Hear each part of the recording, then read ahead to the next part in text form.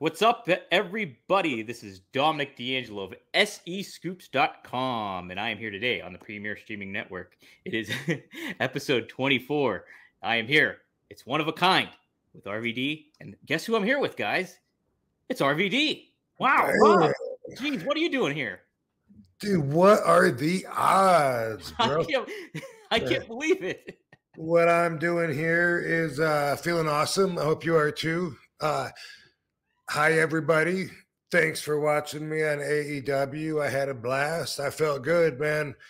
Felt good out there in the ring all the way through it, and felt good afterwards. And then afterwards, I walked through, and bam, there's Ric Flair. I'm like, what? What are you doing here, dude? And I thought it was a really good show. Good energy. Always awesome to be in Philly.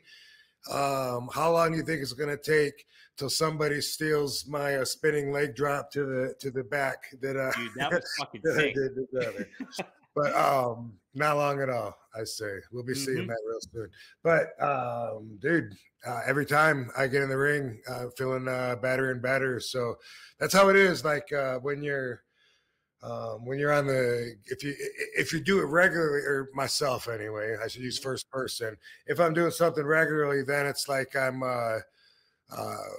working on the craft, looking at it to tweak, to do improvements, to show something that I didn't show last time, whatever. But when they're all one-offs, there's really not that much put into it, because then it's more like, hey, people want to see you do the shit that they used to see you do, to show them, give them a Rolling Thunder, give them a Frog Splash. But it's been cool to continuously be part of this momentum, and it looks like me and Hook are kind of engaged now. You guys are kind of BFFs right now, I think. It looks like we could have a reason to see some more of RVD besides being such a damn good wrestler, because now it looks like I got a position mentoring Hook, and I'm enjoying that too. And it's really cool. I like him, and also it's really cool. And it's cool how the crowd takes to it because of Taz and me going way back. So now, you guys kind of assimilate a little bit more. Like is Hook kind of like you guys kind of vibing pretty well backstage? Everything like that is build more relationship and shit.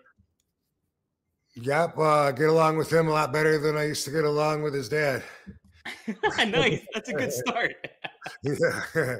Took me 20 years.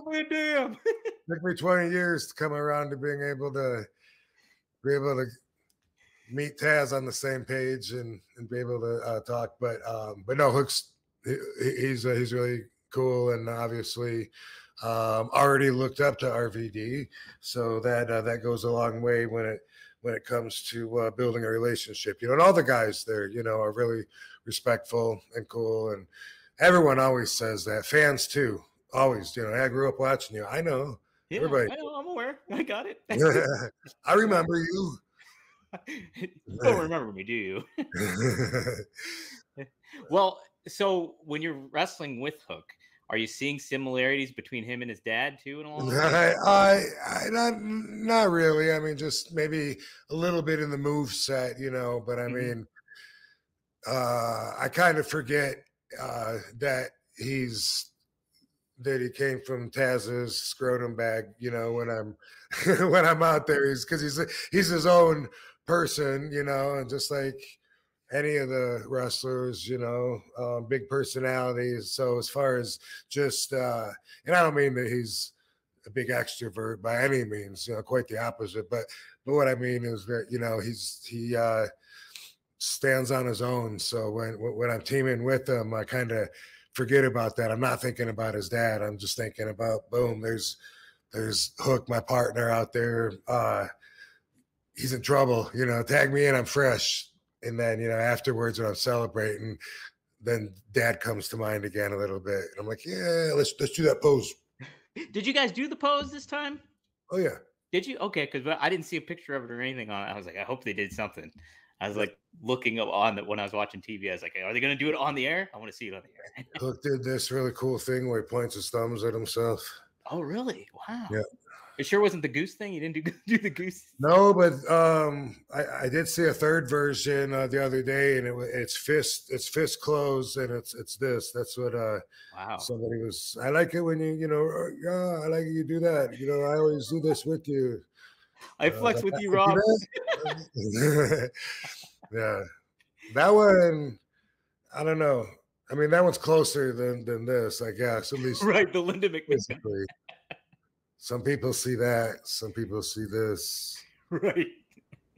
Some people see this. Oh shit! Wait, how'd you do? Holy shit! Wow, damn, stiff. Jeez. I am stiff. Holy smokes, that's a shoot right there. Mm. We'll touch upon a little bit more in AEW in a little bit. I did want to start off. By the time everybody will be able to hear this, it would be Hallow's Eve. Rob, I don't know if I've ever asked you, are you a horror movie guy at all? Do you like scary movies?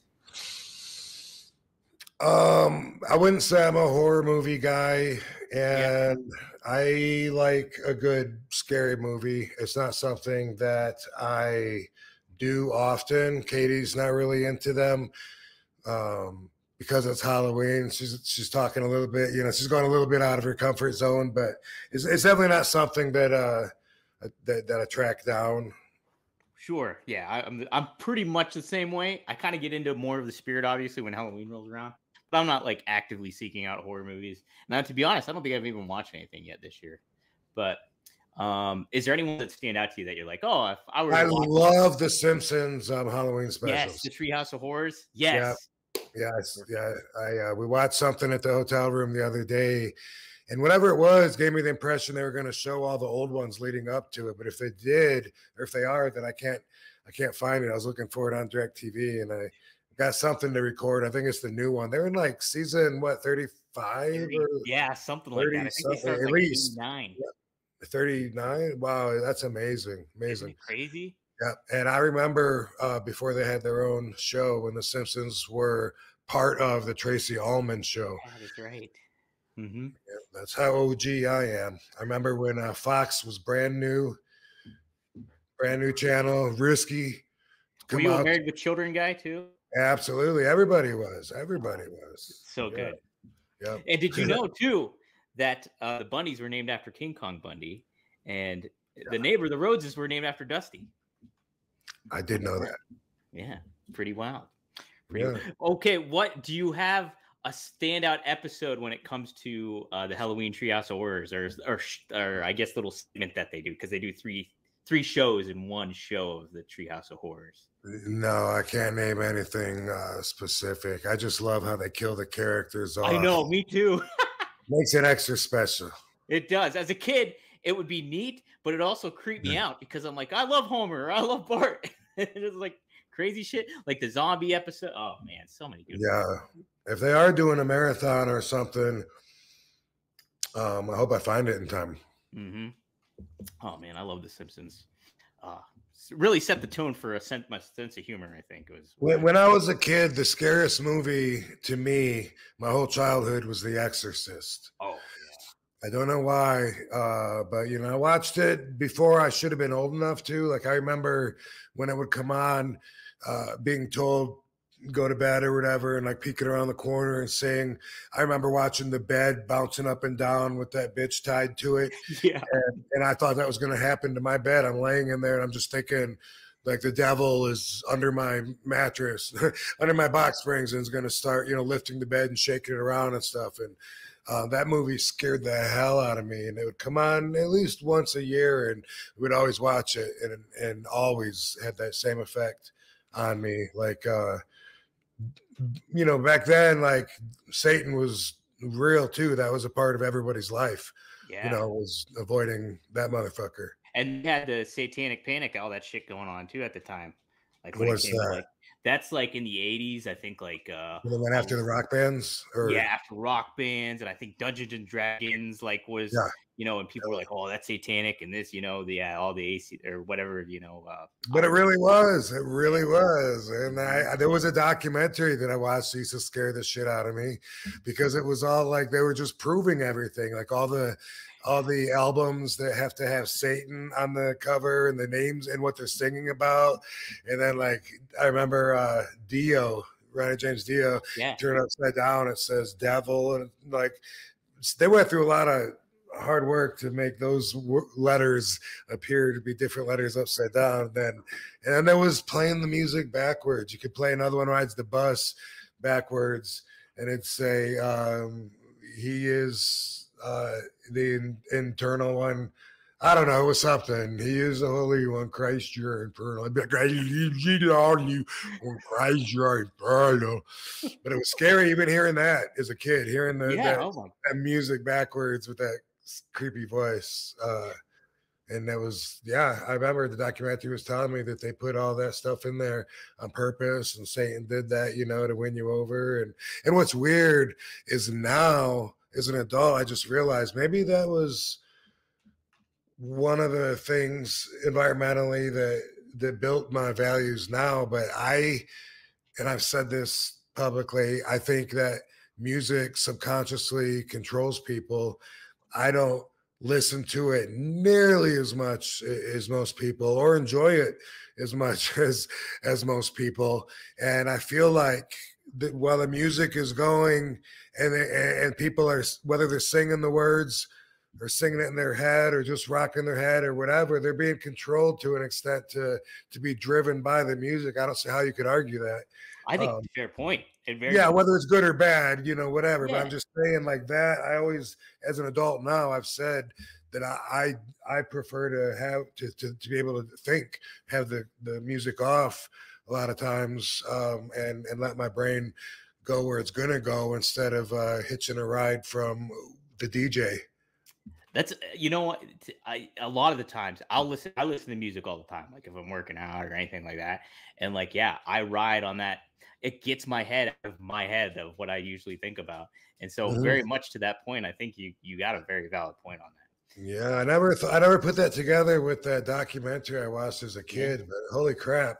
That's, that probably opened up at least that doorway of me thinking, because I know it's true. I mean, it definitely, at least you can tell by the way people gyrate and they want to be controlled.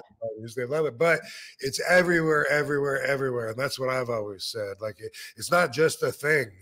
Music could just be a thing, but it's a thing that's part of every other thing. So if you're watching Married with Children and it starts with music, love and marriage, part of it, right? And your alarm goes off and it's music to wake you up, and it's fucking music to watch wrestling. Every wrestler goes out to music. So it is really an overall encompassing entity.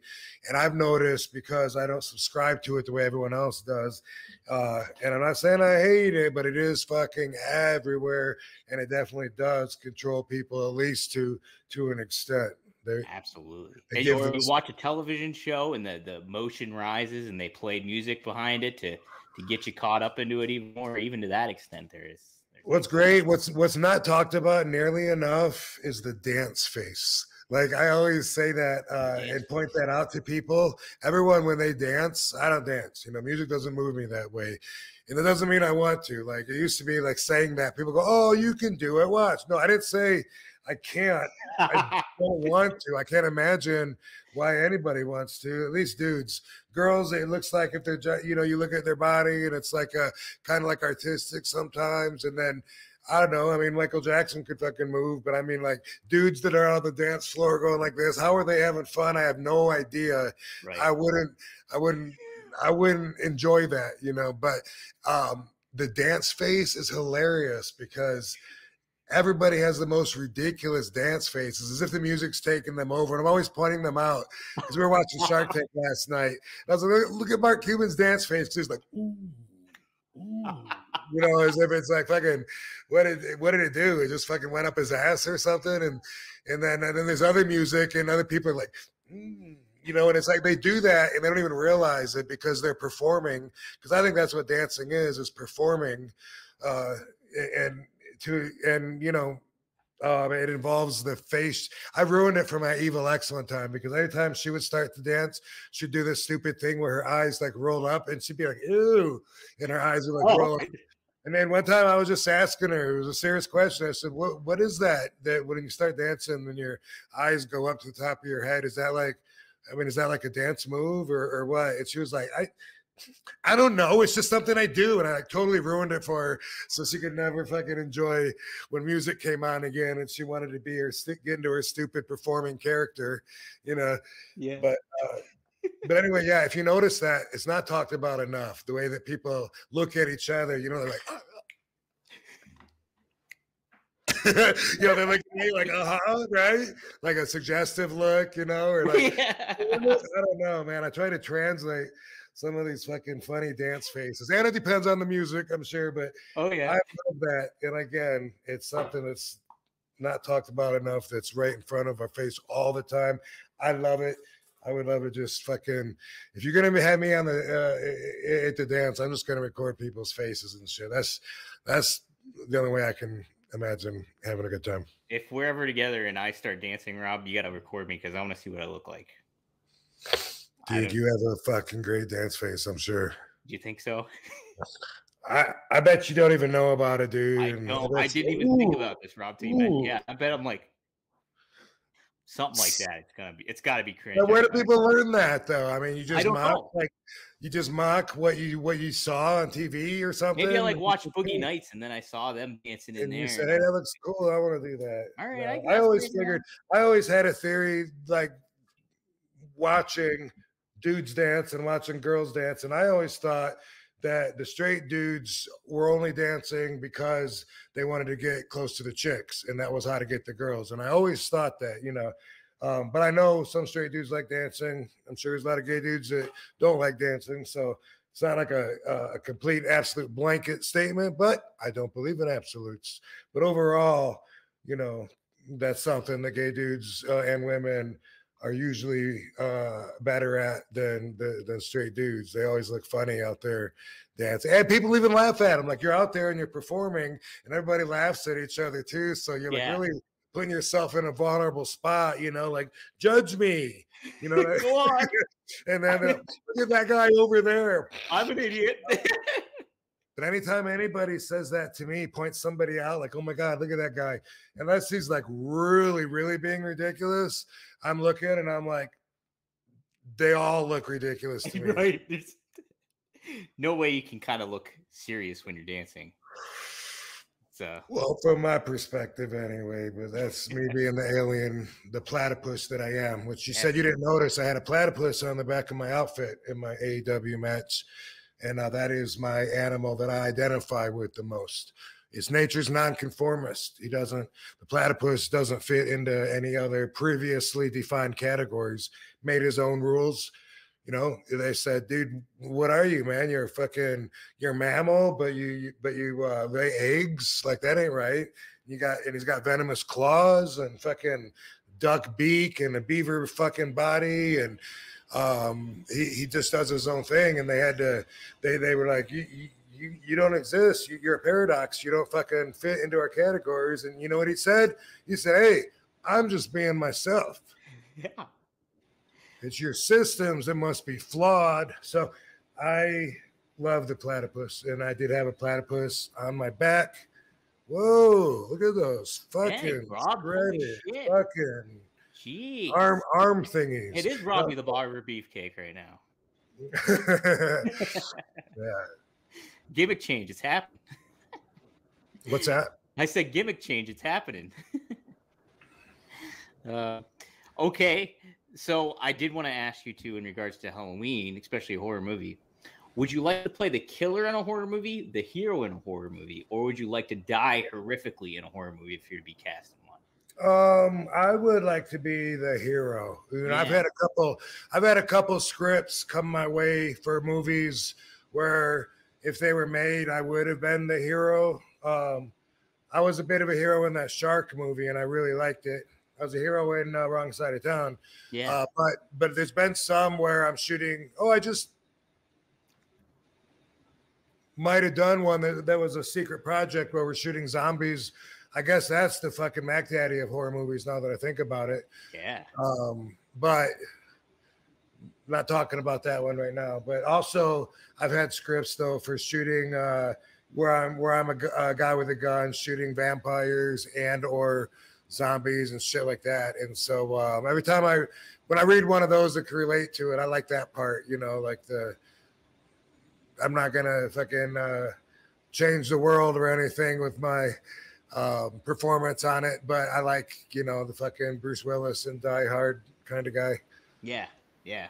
And like, no, you could totally pull off the like a Roddy Piper-esque They Live kind of character that's like iconic and definitely good shit, man. Hey, I got something that I saw. It's not a horror movie, but just something to talk about real quick. Yeah. On Netflix, there's a series called Painkillers. Okay. All right. Ooh, okay. I highly recommend it. I enjoyed the fuck out of it. We kind of binge watched it. It's 6 episodes, and it is the history of OxyContin. Ooh, okay. Yeah, and it's not a documentary; it's a docudrama, so it's acted out. Matthew Broderick plays the main guy, the Mr. Stratler that inherits Purdue Pharmacy, and they have this pill, a heroin pill, and he decides to fucking repackage it and make it friendlier, and they named it OxyContin, and it goes through the history of them getting that out there. And man, I'm realizing it changed my views because obviously I've had at least as many people close to me die of overdoses from narcotics, opioids. And I always think, you know, that we have choices and that I put the blame on the abuser.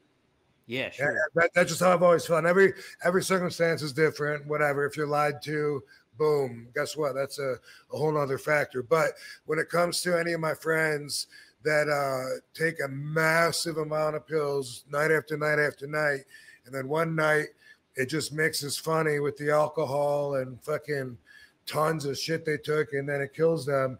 You know, I always think like, how far can you go before you find the blame? It's in the abuser and not the drug itself. You know, we certainly wouldn't ban beer just because a lot of people abuse it, but with pills, they now it's harder as fuck to get it, and it can help a lot of people. And it's very hard to get narcotics because the doctors are cracked down on so hard they're afraid to prescribe it. So I've always felt that's been my position always, is that like the abusers, they're abusing it. They're abusing the system.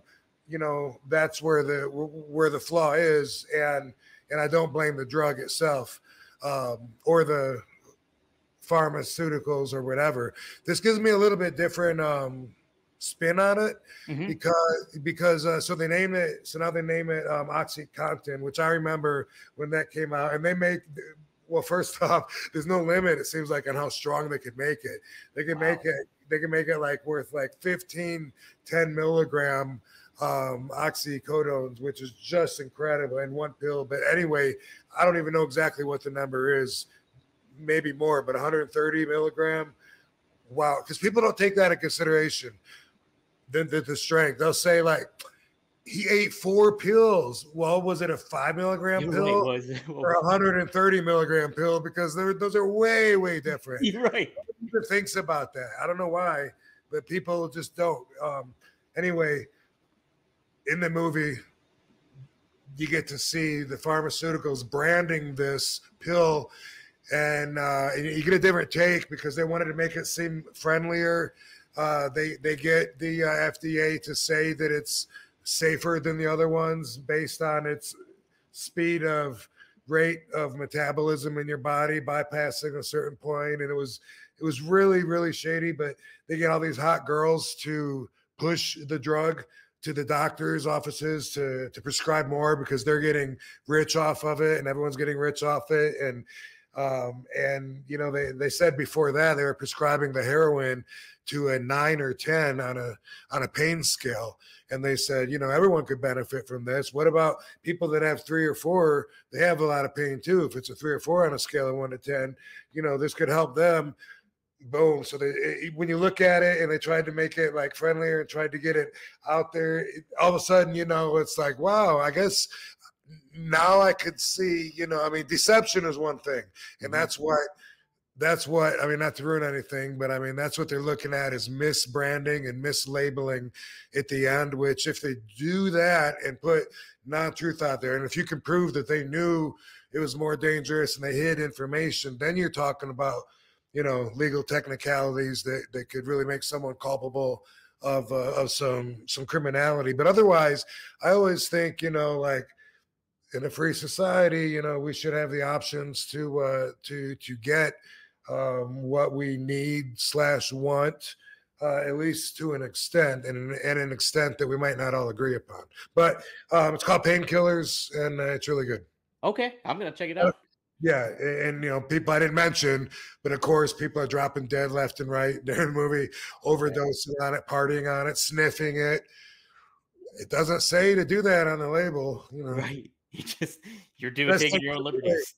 It starts out as a 12-hour pill that you can take just twice a day, and then people are taking handfuls and snorting it. And but anyway, boom! And I got to watch Getting Gotti. I didn't know about that till. Is that a documentary or that? It's a 3-part series. It's made by the same people that made Fear City, which was really good. Yeah. Oh, Fear City. I saw most of that. Yeah, it's good. Mm-hmm. Where that was in New York, where they busted all the New York mobs. Was that? Yeah, that's a good one. That's a real good one. Did you ever see the movie Thank You for Smoking too with Aaron Eckhart? Yeah, long time ago. That was a really good one too, where they Yeah, I love that. Yeah, I love that. All the deception about cigarette smoking and all that stuff. I thought was pretty cool. Yeah, I mean it might be one-sided, but at least it's nonfiction enough to where I feel like we're learning some of the history. Right. Yeah. Someone could probably do an opposite take on a lot of the stuff, but we weren't there, so at least we can hear about it. Right. Exactly. Well, cool. Let's see what we got here coming up next. Yeah. Okay. Just back to AEW. Did you get to do anything outside in the city? I know you were probably just mostly there and then out, basically, huh? Yep. So as I mentioned before, we went to Luke Hawk's wedding, and correct, so yes. So that was Monday.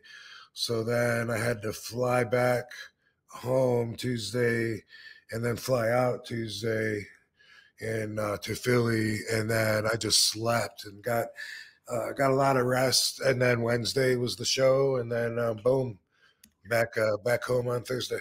Back on Thursday. Did you get to run into Jeff Jarrett, Karen, and Cody? Not Cody, but I saw Jeff, and it was cool because it was Cody's birthday, and so he showed me some. Someone showed me some pictures of him celebrating and stuff. He's 17 years old. I didn't know that. Isn't that crazy? Yeah. Yeah. It's Katie always says this too. It's so awesome that he's such a big wrestling fan, and as Katie put it, all 3 of his parents are wrestlers. Right? How crazy is that? Yeah. Not that Karen is, but she's a wrestling personality, and it's just it is cool that he's so into it when he's that close to it. Yeah. Oh man. Yeah. He's a great kid too. It's anytime you see him, it's cool. Happy birthday, Cody. Today too, today too, as we record a couple of days ago too, Jeff Jarrett is celebrating, I think it's 6 years of sobriety. So he posted that on Instagram today. Oh, nice. I didn't know that. Congratulations, Jeff. Yeah. So pretty cool there. Pretty big week for the Jarretts. So awesome. I'll follow up. So you ran into Ric Flair. Did you guys exchange words? And so you were caught off guard that he was there, huh? Yeah, I just said, dude, what are you doing here? And he said, hey, I'm going to work, man. And we just laughed. And I said, do they know you're here, the crowd? And he said, no, he's surprised and he's coming out the next segment. And I was like, awesome, man. That's fucking cool. I love Philly. And that's so awesome that we're giving them such an awesome show with big things like that. And I watched behind the curtain until I could see the Philly's reaction to Ric Flair coming out, because I just thought that was a really cool, unexpected moment.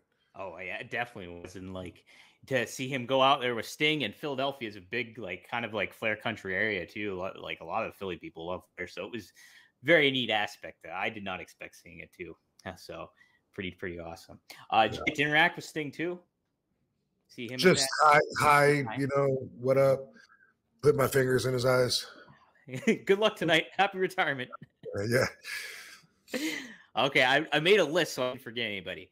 Christian, did you run into him? Yes, I did. All right. Same thing. Yep. Poked him in the eyes. He cut a hell of a heel promo on Flair too, by the way. That was fucking holy shit. That was like, I don't know if you saw any of it, but he was doing some quality work. Doing some good work there. How about Adam Copeland, Edge? Did you see him? Yeah, I did. Gave him. We had a big hug. Nice. We had a big hug. I don't know why, but I always remember like one time after I don't know why we hadn't seen each other in a while or whatever, but I was at a show where Edge was at. Must have been WWE like way back in the day, like 2005 or 6 or whatever. It was a long time ago. But anyway, I just remember like one time, we hugged each other, and it was just like a really deep, like we both got each other in like really deep in there, and it was just like a really tight embrace, and it was a little extra long, and then we both, when we let go, we just looked at each other, and Edge was like, that was a great hug. And ever since then, I always think about that every time I see him. I always think like, hey, I'm gonna try and give him a big hug again. Just hold it as long as you can. I used to be really awkward about that, but I think it had a lot to do with having a super insecure wife too. Not that she would care about me hugging the dudes, but of course she would with the girls. And if I'm gonna hug the dudes, I'm gonna hug the girls. But right, exactly. Because the boys. I don't know if I can blame that all on her or not, or me just being weird. But overall, I think even hugging and kissing my parents, I think it feels like I had to be way into my adulthood before I was even comfortable doing that, compared to a lot of other friendlier, touchier people. Well, yeah, instinctively too. If you're used to oh my god, what is the evil ex gonna say? I know too from being in past relationships. It's just oh my god, you're thinking about that shit. I automatically sometimes. Right. No, I know people. That's people's norm. They deal with it. I'm so glad I don't have to anymore. But I see things on Instagram where there was a dude and his girl, and then a really hot girl just sat beside him. And he didn't even do anything. She just sat beside him, and automatically the wife was like, got all bitch and got up and walked off. And he's chasing after her, honey. And she's pushing him. And all she can say is, I know you'd rather be with that, and oh my God, I can't believe that used to be my norm, because it really just took away from life's quality, just my whole vibe, and everyone knows and tells me that my vibe is so much different now. And so that's obvious. And by the way, so I'm at Luke's wedding and outside smoking, me and Katie catching a little buzz, and Luke came out, and this was the night before at the party or whatever. And he's just saying, hey, I really appreciate everything. You don't have to take the pictures with everyone. You can run out. You can run if you want. I know everyone's probably bothering you. And I'm like, all right, they wanted a picture with me, right? That's cool. He said, oh, man, I know, but I appreciate it. Katie said, we understand that Rob doesn't have the most, and I'm paraphrasing because I can't remember exactly what she said, but she said doesn't have the most inviting vibe to him.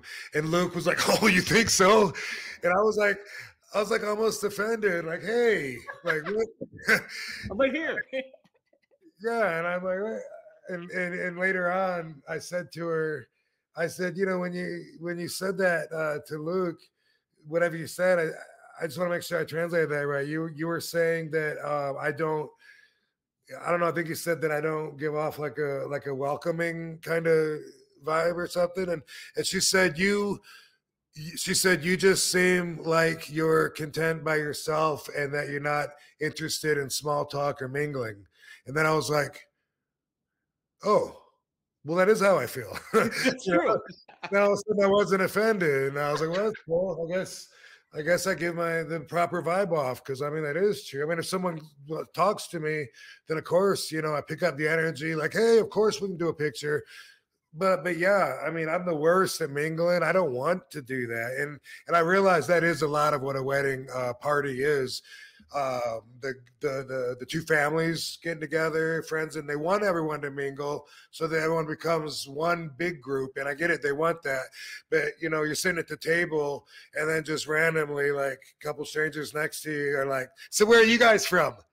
You know, and then it's just like, oh no, check, please. No, I mean, it's, you know, I don't know. Kisser? I mentioned this one time on one of my YouTube videos talking about, I didn't explain it like I just did. I just mentioned something about someone talking to me if I'm alone at a bar, and it's saying I probably don't want to talk to them anyway. And somebody put up the time code on there, you know, look what he said here. And he said, how douchey. And I thought, okay, I guess. I mean, I'm okay with that if that's what it is. You know, it's like I am content by myself. I don't want to mingle, and I don't want to talk about myself, and I really don't need to know anything about this person. You know, so that's happened a couple of times where I was like, "Hey, what do you mean by that?" And then I was like, "Okay, yeah, that is how I feel." You know what? You're there. Yeah, it is okay. Yeah. All right. Continuing with the list, did you get to see Big Show, Paul White? No. Okay. I never brought him up. This is an interesting one. Did you ever interact with the MJF? Just boop, hello. Okay, boop, little app. Yeah, just shook his hand, hello, a couple times. Yeah, he's cool. I don't know him. I like his vibe. Saw Mark Henry, talked to him for nice. a while. Had fun joking around with him. Mark's great. Now, how about the Young Bucks? Did you run into the Young Bucks? Mm-hmm. Yeah, but same thing. Mostly just saying hello. Mostly all that stuff. Okay. You mentioned your first time that when you were at AEW, Sammy Guevara came up to you. Did any other like young talent or guys or gals have the guts to approach you or anything like that and introduce you? I don't think so. And actually, like, take a picture. Like, one guy did the other night on Wednesday, but I don't think he was a wrestler, but he was backstage. So I was kind of twisted about it because being, you know, the nice guy that I am, you know, my first thought is like, you know, sure, you know, and then I'm thinking like, but we're in the back. If this guy's a building guy or something, like, you know, it's not, I don't want to start a precedent because it's not cool for someone backstage. At least it didn't used to be. I don't know if anyone cares, but you know, while people are back there doing business, you don't want to have to be like taking pictures and smiling and shit. But whatever, you know what I mean? It used to be policy, as I think you can imagine, or anybody can imagine, no different at any other kind of show. But it's quicker to just fucking take the picture than to even say no. So it's like, sure, don't know who he was, but no, everyone's really cool. But I don't think anyone has gone as far as asking me for not that I can remember anyway, for a photo. I don't think so. Did any you're probably mostly focused on your match and stuff. Did you get to catch anything besides Flair, anything like that stood out to you while you were there? A little bit. I saw a little bit of the Hardy Boys and Young Bucks 6-man match. Oh, okay. Yeah, and that was a lot of fun. They did a really good job of that one. So good dynamic. Fun to see Jeff and Matt in there always. So yeah. Absolutely. I saw them a bunch saw them at the hotel on the way in and on the way out, and ran into them a bunch of times. So that's always cool. I like the Hardy Boys. Yeah, they're great. They're great dudes. Yeah. Tony Khan, did you get to say hi and interact with him? Absolutely. Good. He gave you good feedback on the match, everything like that. Yeah. Yep. Yeah. Of course, he was very happy with it. And right after the match, you know, he was like, "Rob, you did great," and I was like, "Oh, thanks." And he had to like push me away, and I was like, "Oh, I'm trying to get you all sweaty." He's like, no, but that's fine. You did great. And, like, come on, bring it in. I think I got a hug earlier though. I don't know. Yeah. He didn't hug me at first when I met him, but I might have been sweaty then too. I remember I was waiting for it just because like that day or something, I had seen a video about it or someone saying that he hugs a lot, and he told me that someone broke his rib hugging him one time. Really? Yeah, in a conversation, he told me that. Yeah, broken ribs and bruised ribs both hurt so bad. I mean, that's one of the top pains that I've been through And I'd have to think about maybe my top 3 or so, but that would be up there because it hurts just to fucking breathe, you know, and then every position hurts. You got to try to take your weight off of your rib cage, which is basically the frame of your body. Yeah. So it's, last time I broke my rib in a match in Qatar, and I had to, I just stayed in bed the whole next day. I was supposed to go to some horse races with the royal family and some shit. And I couldn't even talk, you know, I was just like, I'm not gonna make it. It hurt so bad just to talk. And it was just like so much pain. I just talked about this to you, didn't I? No, you broke it. No? No. Okay. I was telling someone about it. Anyway, on the plane ride the whole way home, because I was breathing so loudly and it didn't sound good, the flight attendants, at least 3 different ones, came by and they would say, "Sir, are you okay?" And each time I would say, "No, I'm fucking hurt." And then they wouldn't know what to do. Yeah, exactly. Yeah. They would be lost. They wouldn't know what to do. And if they said, "Is there anything I can do?" I'd say, you know, give me some alcohol. I can't remember what I was drinking, but you know, sometimes that's the answer when it's really bad for me, is to fucking drug myself through it. And what was I drinking? I don't think I was drinking champagne yet. That's been my drink for the last several months. But that's now when I went to go to, when I went to Qatar, who knows? Anyway, ouch. But boom. You needed Jerry Lynn to feed you cereal that time. Right. Mm-hmm. It takes so long to heal too, but it depends on your lifestyle, because when you're wrestling every night, sometimes it'll never heal. And what could take 6 to 8 weeks will take fucking, you know, months, because you're really hurting yourself every night. So that's one of the fun things about doing this as a full-time career. Changing the standards up. Yeah. That's it. Doctor will be like, "What? That didn't heal yet?" Like, "Oh, it's trying. I just re-break it every fucking night." So this kind of happens. I'll get some time off coming up. Sure. Yeah. All right, I gotta ask too. So there's the door's open for AEW still. Everything's there's still the engagement there going on. Of course. Everyone's super cool there. And now that I got a little bit of a situation as far as teaming up with Hook, I feel like there's more reason than ever to have me there. So I feel good about that, you know, as opposed to I don't expect to ever hear from them again. There you go. How about that? Any tag team name ideas for you and Hook? I almost wish I'd looked this up to give the guy credit. Mm-hmm. I'm stealing it, and it's so good. I would actually probably want to use it. Yeah. And anyway, so I had people on social media threw out some ideas and stuff, and the one that I fucking loved and that stuck with me. You ready for it? I'm ready. Let's hear it. Tag team name: RVD and Hook. Ready? Smoke and Choke. Oh, yes. That's great. Smoke and Choke. Smoke and Choke. Oh, that's perfect. Heck yeah.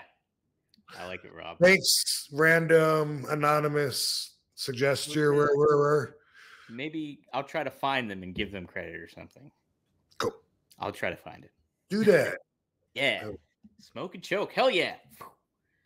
All right. Something else in the world of wrestling that occurred, Rob. I don't know if you saw it, but TNA Wrestling is coming back.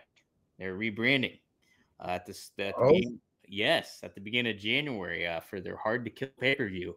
They will no longer be Impact. They will be TNA Wrestling again. So, yes.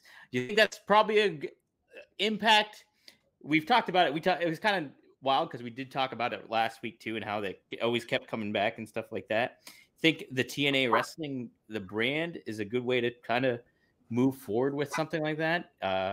With what? With wrestling and like for their identity to go back to the TNA brand. Is that probably a good? Would you think that's pretty good marketing move in certain ways?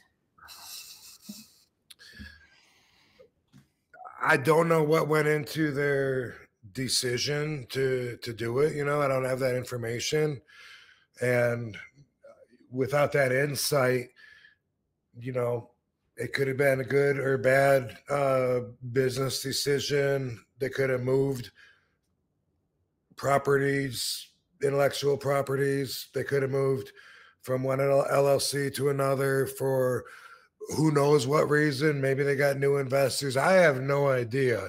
But just based on that question, going back to TNA Wrestling from Impact Wrestling, this is just my opinion. I'm not trying to talk shit on anybody, but I don't see that as making that big of a difference. Mm-hmm.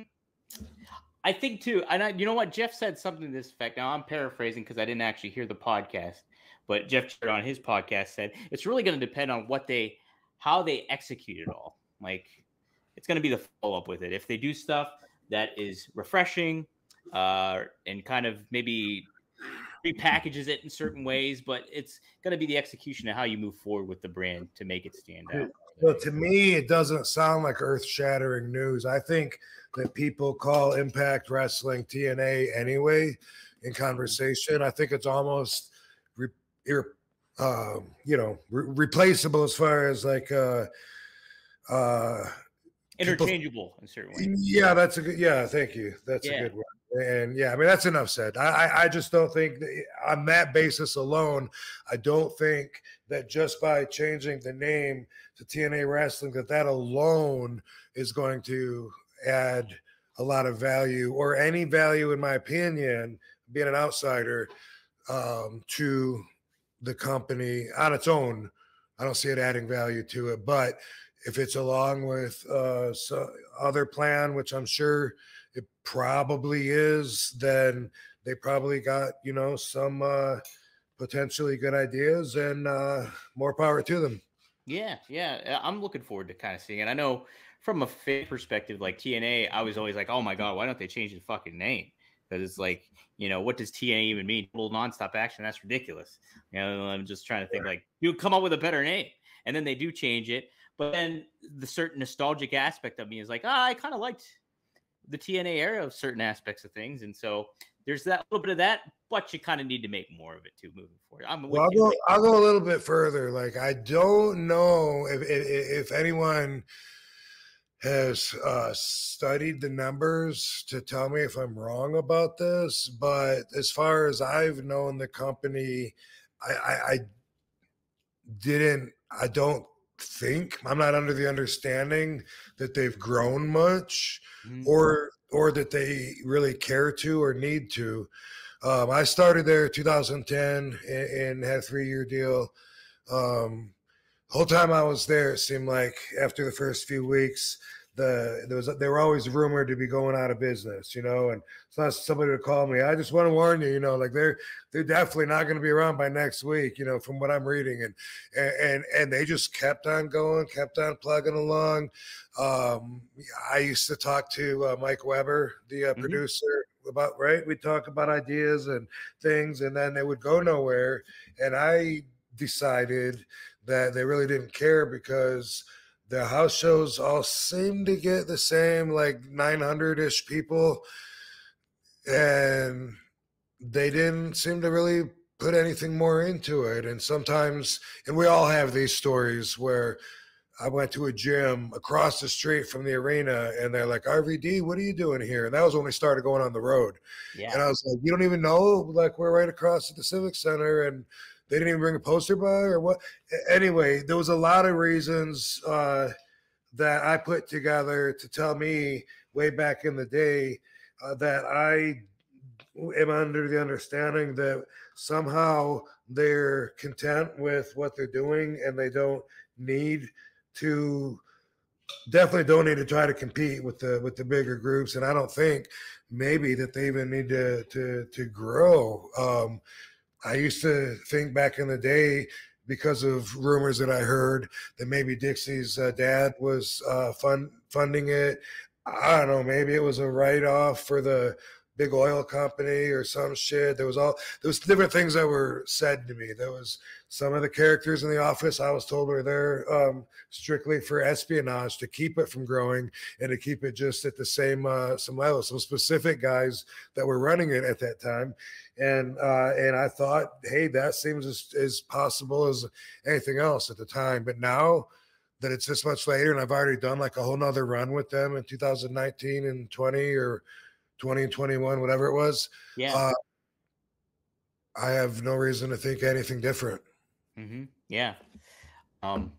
I will say I used to cover it for WrestleZone on a consistent basis every week. And the product overall is pretty solid. I think that, you know, they have good storylines, good continuities. It keeps up with it every week. But then, you know, I think the issue is you just see the significant difference in, like, you know, what the venues are in comparison to, you know, what you'll see on WWE or now AEW and stuff like that. So, but yeah, it's a matter of just rebranding and making it mean something, I think, moving forward. Scott D'Amore as a booker and stuff like that, how do you think of him overall? Your experience with Scott and everything? Man, I've known Scott so long. I wrestled him one time in I think it was in Indianapolis, like way back, like I don't even know if it was ECW or before ECW. It was like, really? Yeah. Rip Rogers and Sabu were both had they both were booking for this company, and the locker room was literally split down the middle with like towels hanging from the ceiling or something. And Rip had his guys and Sabu had his guys. And they were both helping the guy from Louisville, Kentucky, Mike Samples, it seems like. Anyway, that was so long ago. Scott, I don't know. I mean, you know, he's been good to me. I don't know him enough to know if he what to attribute towards him as far as like what's done on the show. I don't know like what's his ideas from that, you know. Mm-hmm.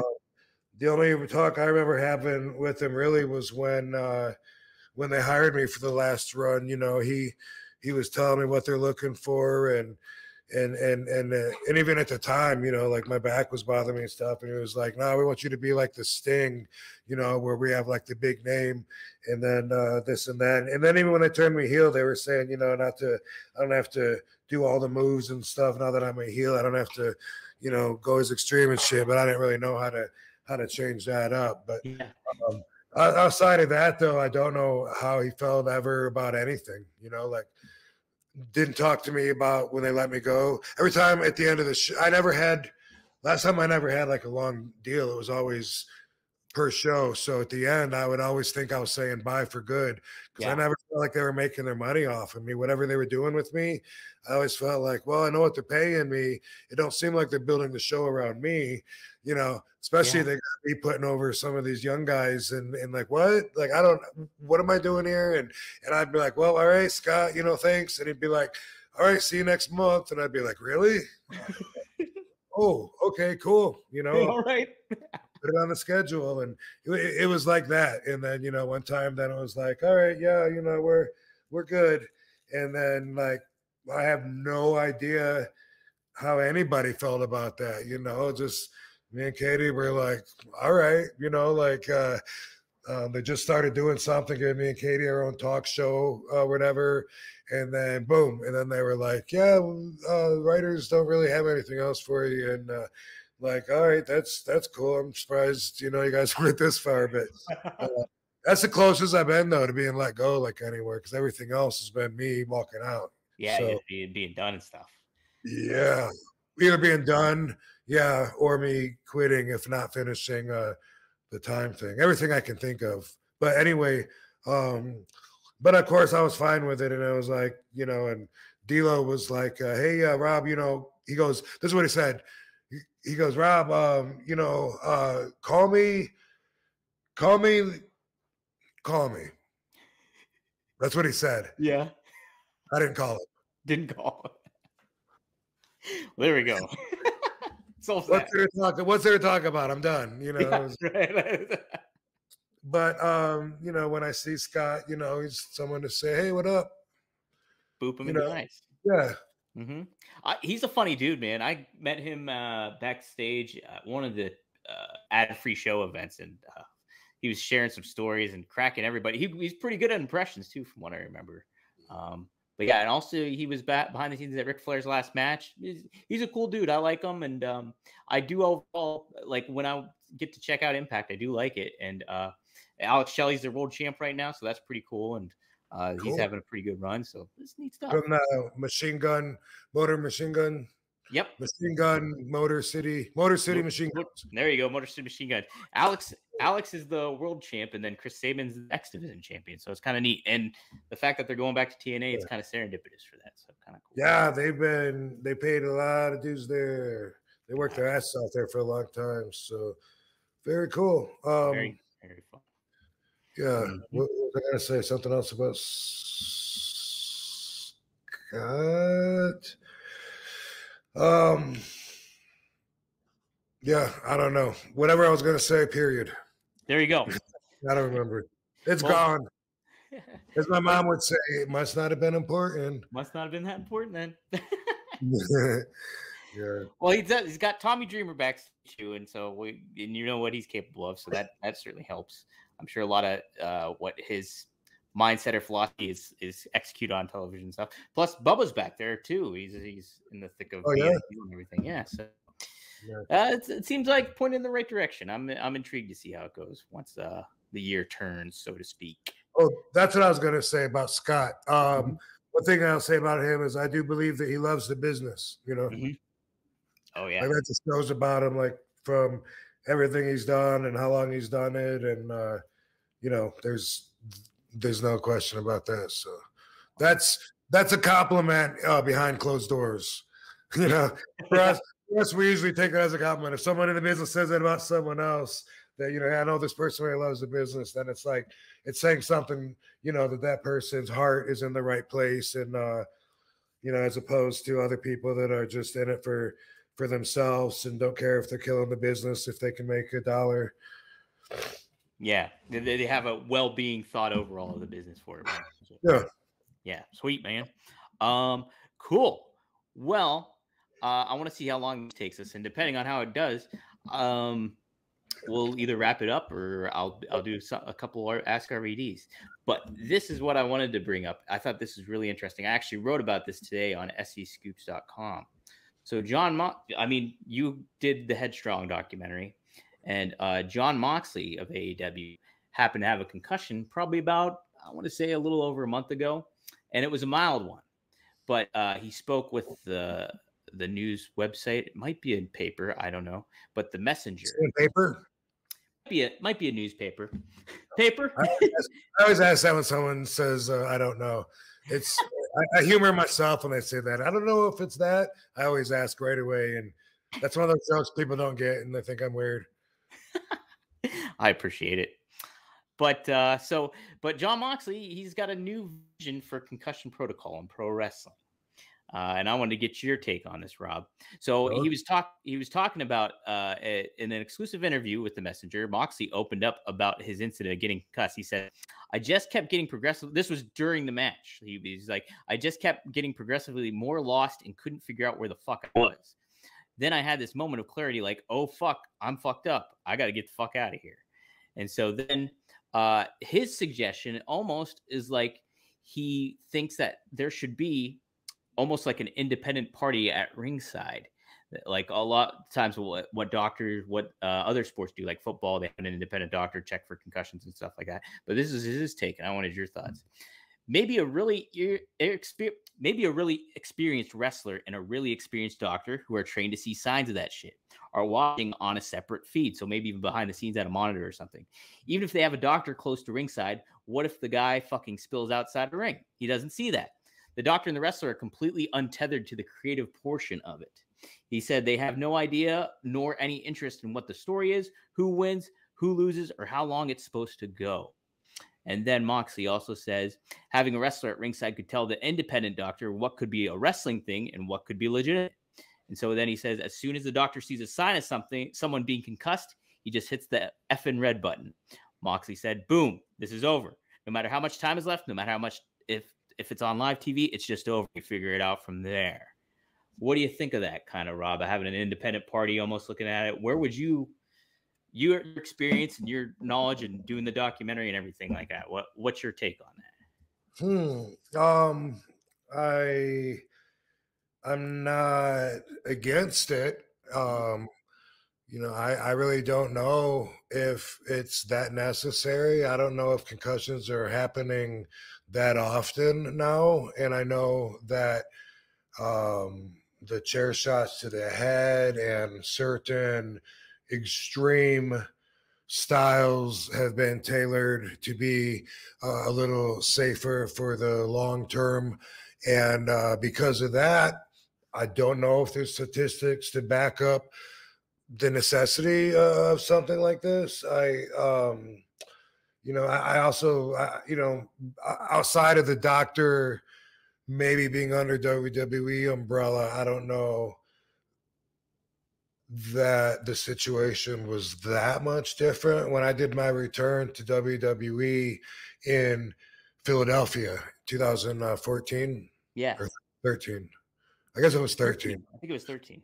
So they told me before the show some things have changed now. You can't bleed. If you get busted open during the match, they stop the match, or you get out of there, you stop the match. They might continue and you just roll the fuck out. The referee, or not the ref, the doctor, legit doctor who they didn't used to have before there, will check you out. If he can get you to stop bleeding, you're back in. If you can't get it to stop, then you're done with the match. And I was like, wow, that's different, for our business. I went out there, boom, I think it was Sheamus, hit me with the ladder, busted me open. They were like, boom, go see the doctor. I was like, no, this is my big fucking return, like they've been, and that was like, they built that return so huge with all the trailers weeks before, like the whole damn show was coming back. And I knew I was going to give them exactly what they were advertising and shit, and then when the doctor was like messing with the, trying to see if you get it to stop and shit. And I was just like, oh my God, what if they pull me from the match and I'm done right now? Like I'm not down with this new style of wrestling. But he said, yeah, you're okay or whatever. I rolled back in the ring and I continued. So doesn't sound that much different, although that doctor has been accused by some of being biased towards the company's agenda, which don't know. I'm not saying that's true, but outside of that, it doesn't sound that different. But that's my thoughts on it, dude. I don't know, that it's that different. I don't know that it's necessary. I don't know how often these concussions are happening. I think if you're doing death matches and you're hitting each other with the set of stairs with barbed wire wrapped around it and light bulbs, then maybe you got a better chance of getting a concussion. Maybe for those matches, especially, you might want to have somebody like that around. So you're saying overall, like from the wrestling perspective, even the wild kind of moves that they're constantly doing, and it's going so fast paced, a lot more fast paced and everything. And there not a whole lot of head trauma can necessarily happens, even though it might look that way to the layman's eye, like nowadays. Like I say, they would have to do a test and get some statistics on that. Did I get a concussion when I wrestled the other night on AEW? Absolutely not. Mm-hmm. Yeah. Okay. Do I think the guys that I wrestled got a concussion? No. I'm sure of it. Do I think Hook got one? No. So there's 4 guys right there that all of us can say no, just like on a normal night, we didn't get it, so it's not something that is just part of a normal night anymore. It's something that's more of an emergency kind of thing, like a freakish accident that can happen as a cause of what we're doing out there. And the chances of that happening are increased or decreased depending on what the fuck we're doing in the ring. Yeah. I know you're pretty right too. I think for the most part, it doesn't seem like concussions happen too often. From what I hear, the one that really stands out significantly is like Adam Hangman Page got one on a bad DDT, I think, from Moxley once, and then Adam Cole got hurt real bad from a concussion. And it probably happens more than is reported, you know, Mhm. like when I went with my numbers, you know, in the movie Headstrong, you know, I said I've had a couple of hundred. Though that's self-diagnosed. I'm saying every time my bell got rung, you know, I've only had, I think, 2 diagnosed actually. But for me, getting my bell rung, having my senses off to where things are spinning or slow motion or whatever, that shit probably happens more than is reported. Although it's reported now a lot more than it's not, because that was an old school thing. And back in the day, it was part of the job getting concussed. Sometimes, like I've said this a lot, but if I wrestled Balls Mahoney, I would plan on it. I'd plan on getting my bell rung during the match by that chair shot. And that was cool to me. Like, I wanted everyone way up in the top of the 400 people arena bleachers. I wanted them to hear that chair shot and to know that, you know, we weren't out there playing, and you know, that was all for the protection of the business and for the expression of the business. And I wanted everyone in the crowd and other wrestlers to know that they wouldn't even be able to take that chair shot. That's, you know, that was what was behind the passion for me, was like, lay it in there, motherfucker. Let me show how tough I am. Whack. And I would know I'm going to see birds, you know, twerping for a couple seconds back in the day. I don't think that's part of the deal anymore. Yeah, no, definitely. I think that's a little bit, at least, more heavily monitored and stuff like that. And you know, yeah, it's just it's people know that what happens, the repercussions. We didn't know. Didn't know. Fans, listeners, viewers, if you're watching, here it is right here, RVD Headstrong. I have it. I bought it. I bought it a while back, even before we started the podcast. So check it out. It's good stuff. Available on Amazon, I believe, still too, right, Rob? I think it is, right? Yeah, it's on Amazon, Amazon Prime. It's got a goofy picture. I mean, I have no idea how to take it off. But if you go to Amazon Prime and you look up Headstrong, you'll see me going, what? Yeah. I asked Joe Clark, you know, my partner on this, like, hey, can you do something about that? Change that image? Like, how's that going to entice people to want to fucking rent the movie? Trust that guy. Right there. Yeah. I have no idea how to change it. If anybody knows, comment below. Comment below on the YouTube. Hit that fucking like button. Hit that, hit the like button. Subscribe. If you haven't subscribed, subscribe. And hey, if you're listening too on iTunes or Spotify, give us a good old rating. I've seen we got a couple of them, so keep those cooking. That definitely helps. We want to get those audio numbers cooking real good. Yeah. Yeah. Rob, we'll do a couple Asks RVDs and then we'll wrap it up. How's that sound? Swell. Okay, cool. I was going to do a spotlight, but I want to give this guy justice. It was appropriate for the Halloween season, but we're going to wait. All right. Let's see. Which one do I want to start with here? Here we go. Let's try this one. Dread asked, do you have the original ECW TV title that you held? Do you have the original TV title, Rob? Absolutely, I do. How about that? Pretty damn awesome. Yeah. Still looks good? It's beat up, and I've thought about getting it like reconditioned and shiny, but then that would take away from the hardcore history of it, you know? Yeah. Maybe I'll bring it on next week on the show. I mean, it's in my action figure room on display, so I feel like I've shown it, but I was just talking to someone, my agent, that booked me. I already got like 11 or 12 shots next year already. Okay. Most signings, 1 or 2 matches, but until recently I was like, don't bother me. But now it's like, all right, it's coming up, and now I'm looking at my calendar and I'm like, I got to check and see if I'm available on that date. But one of them that I got booked today in New York City in Queens, there's this comic store that we go to. I've been there a few times. What's it called? We'll talk about it when the time is up. But he's having ECW Day. Ooh. And my dude was like, why don't you bring that ECW belt? And I was like, yeah, I should bring it there for sure, because other wrestlers will be there for different hours throughout the day, ECW guys. And that's probably the fans that we will aim for to draw their wrestling universe, I think it's called, or something like that. Huh. Nice. Wrestling, yeah. Anyway, I don't even know when that is. I think that was March. I don't know. But we'll get to that when we get to that. Nice. Queens I like Queens. I've only been there once, but I liked it. This is a good one.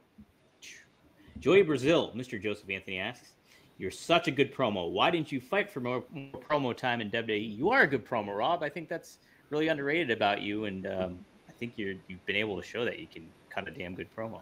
No pun intended."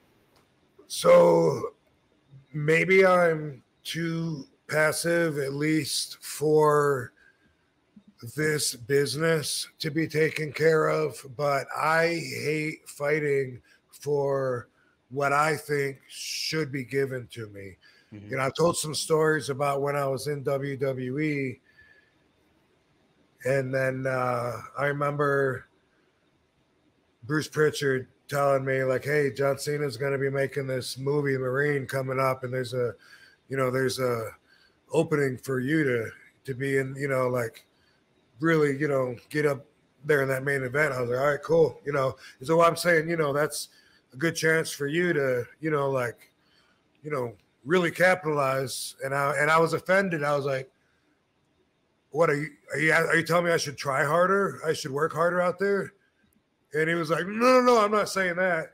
Okay, because like I work my ass off and the fans know it. And I was offended. And I was like, are you telling me I need to kiss ass? And he was like, no, you just whatever you can do to allow that to happen. There might be some things working against you could take care of. And I felt like at the time, in a stubborn way, like, you know what, this is business. You hired me. You pay me this much money per year. If you're going to make your money back out of me, it seems like you would place me accordingly on the shows, do the right thing with me. But it doesn't work that easy, because part of your placement depends on your passion and things like that, where there's all kinds of variables that aren't decided in advance. And so you do fight for it. I always hated that. I hated fighting for stage space. Whenever all the boys come out at the top of the ramp and they're standing there, always, man, the producers would put me in front.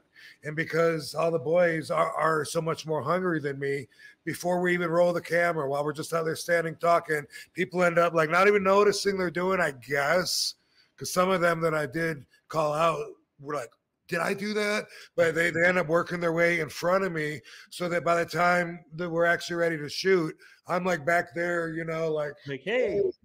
And I was a bigger star. And so they would try to put me in front. Sometimes they'd come by and pull me out again. Sure enough, because it takes another 10 minutes before we're ready to roll. Everyone's blah, blah, blah, blah. They end up pushing me back.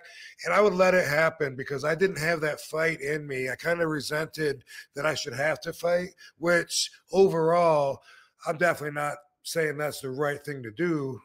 Not for my career, but maybe for my peace of mind. Mm-hmm. Yeah, that's a good way to put it too. And like, obviously you were over anyways.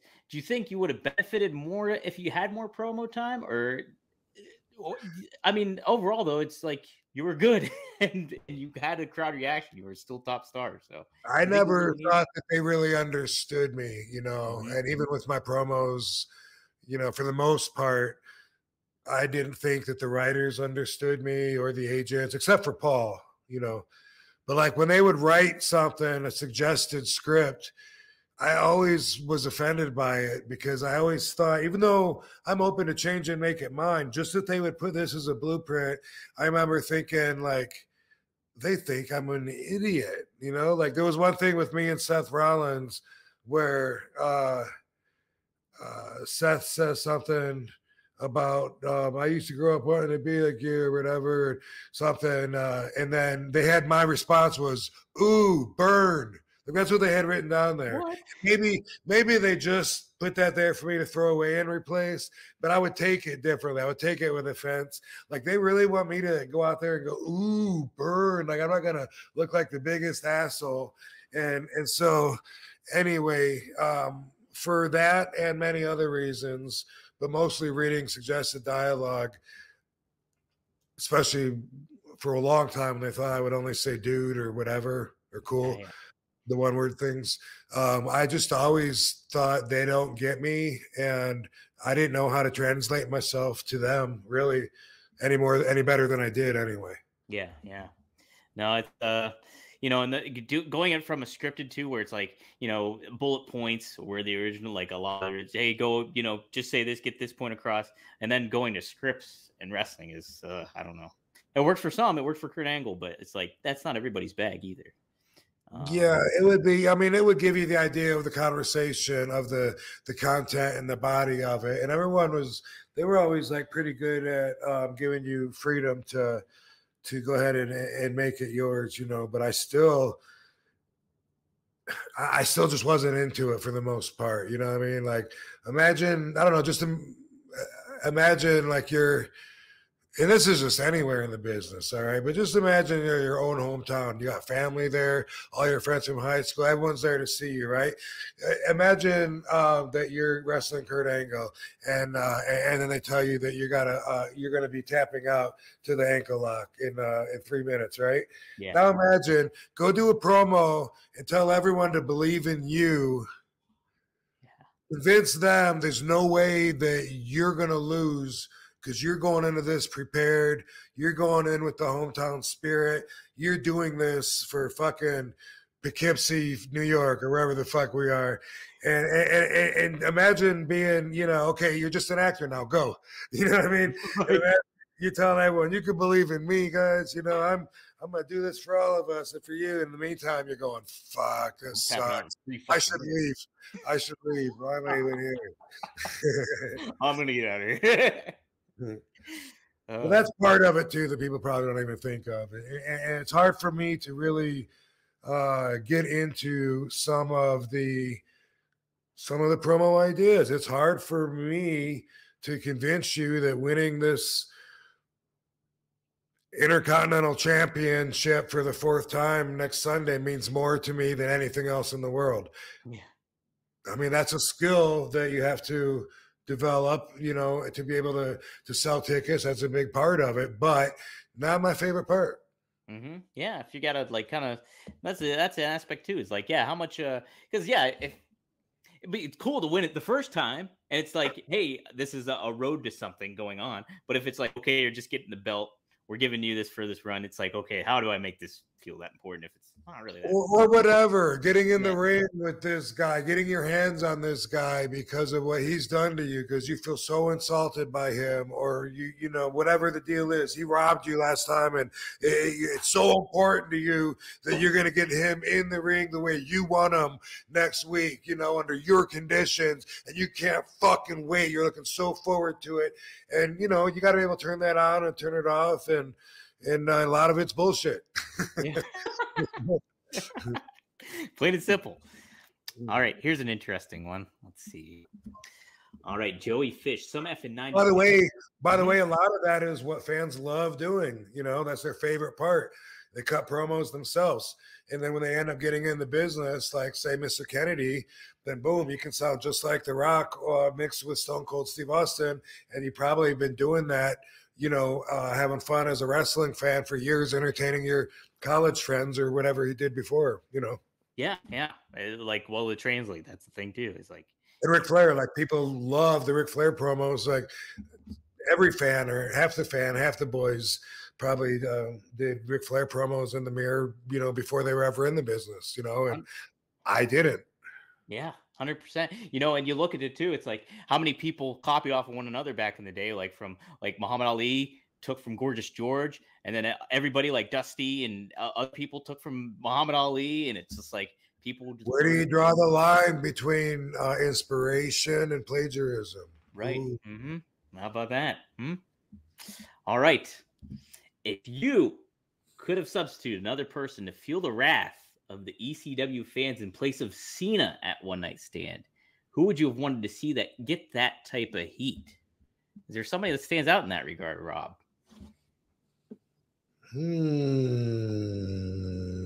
Somebody that maybe epitomized WWE at that point in time. Right.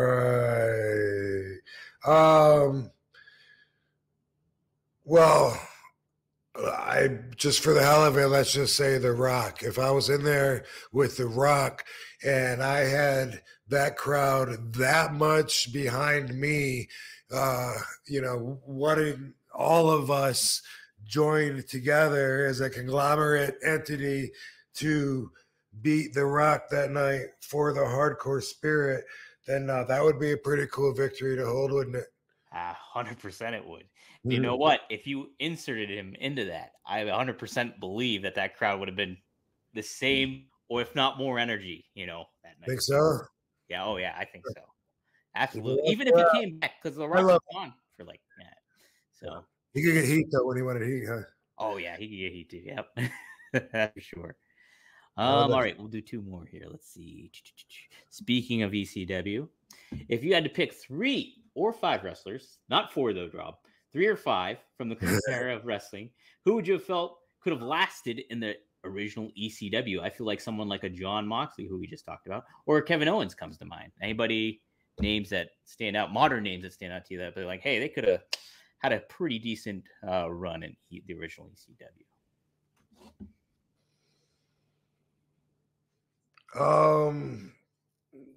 I'll go with those 2. Let's make it easy. And then, then I got to name one more. And then I answered this question. And you answered your question. You made it. Okay. Also, what was it? Kevin Owens and Jon Moxley. And who did Jon Moxley fight in the? Didn't he just have a death match or? He had a big match with somebody recently. I mean, he fought like Ray Phoenix recently. Oh my God, he's been not a death match. Somebody had. Oh, you know what? Daniel Bryan and Ricky Starks had a death match recently. Those were the 2 that had the death match. Either one of those guys definitely could have been big stars in ECW. For real, like the crowd, I could see either one of them for different reasons getting good heat from the ECW crowd. Hey, Ricky Starks would be somebody because he's such a good-looking guy, but you put him in that element, that's pretty neat. Yeah, and I can't remember really having anybody like that, really. I mean, the closest thing I can kind of think of was we had that manager, Jason Knight, Oh, yeah, I remember him. Right, yeah, not quite the same, but kind of a similar vibe as far as, he was the handsome, I don't know, like, I could see how the crowd would take him as if maybe his character in his mind thought he was Ricky Starr. Yeah, absolutely, as I say. All right, one more. This is a weird one. I wanted to include this though. Boom. Clarence Alexander Pryor, who's a regular on RVD Twitter. He's like, what do you think of the Power Rangers after 30 years of the franchise? Rob, were you a Power Rangers watcher? I never watched it regularly. I always appreciated what it was, and I met some of the Power Rangers doing autograph signings at conventions over the years. Outside of the Tokyo Dome Hotel, when you're looking out the window of the elevator, because there's a big glass, tall-ass elevator, and you look down, there's a little amusement park there you can look at. And Sabu's ex-wife, Hitomi, his Japanese wife that he had, she used to be a Power Ranger at a live show in that Tokyo Dome carnival. Wow, really? Yeah. Yeah, when she was younger. So that's a pretty cool little piece of trivia history. They had a live Power Ranger show, and I don't know which one she was. She has told me, but I always thought they were cool. I mean, you know, what's not to like about them, because Yeah. they're martial arts, they kick ass. And I just wasn't a regular watcher, so I don't know the characters and stuff like that.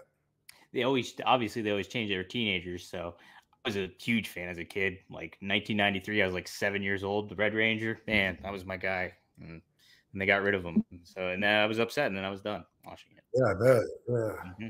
Good show. It was I liked it, and it stood the test of time, because I think kids just they're bright colors, martial arts, all that stuff. You throw it all in there. Yeah. Live comic book stuff. Cool, Rob. Well, hey, it is time. It is time to wrap it up. RVDology. Oh, How about that? Last week we talked about good and bad, and Rob, to be honest, it took me a while. I'm like, am I applying this to my week and thinking about it? Last night there was a Halloween parade that went on here in Mark it if you got it. Smoke it if you got it. Smoke it if you got it. And so Choke and choke. Smoke and choke. That's right. Smoke and choke. But don't choke. But don't choke on it. Yeah. All right. So there was a Halloween parade that was going on, and I was going to go out there, but I was recording with the Road podcast. And by the time I got out, it was like 9:00. Anywho, so I go downtown, and I was like, well, I'll see if the parade's still going on. It's not. It's got a long ghost town in Bloomfield, Pittsburgh area. So I go into this bar. Who do I see but this absolutely hammered guy, like just plastered, doesn't know where he is, but he treats like I'm his best friend. Like sees me, immediately wants a hug. I give him a hug. I don't know who the hell he is. And then he was like, hey, man, you want a drink? And I was like, sure, I'll take one. And so I'm sitting there, and he's explaining his laments to me and all that stuff. And I'm like, you know, just an ear to bend, basically, sitting there listening to him. And he kept saying over and over, like all his troubles that he was going through. And he kept saying, I'm a good person. I'm a good person.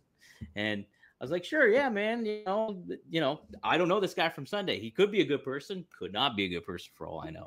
But it definitely makes you think, and it made me think about it too, because, you know, everybody probably thinks they're a good person to an extent, you know, or justified in a certain way. You know what I mean?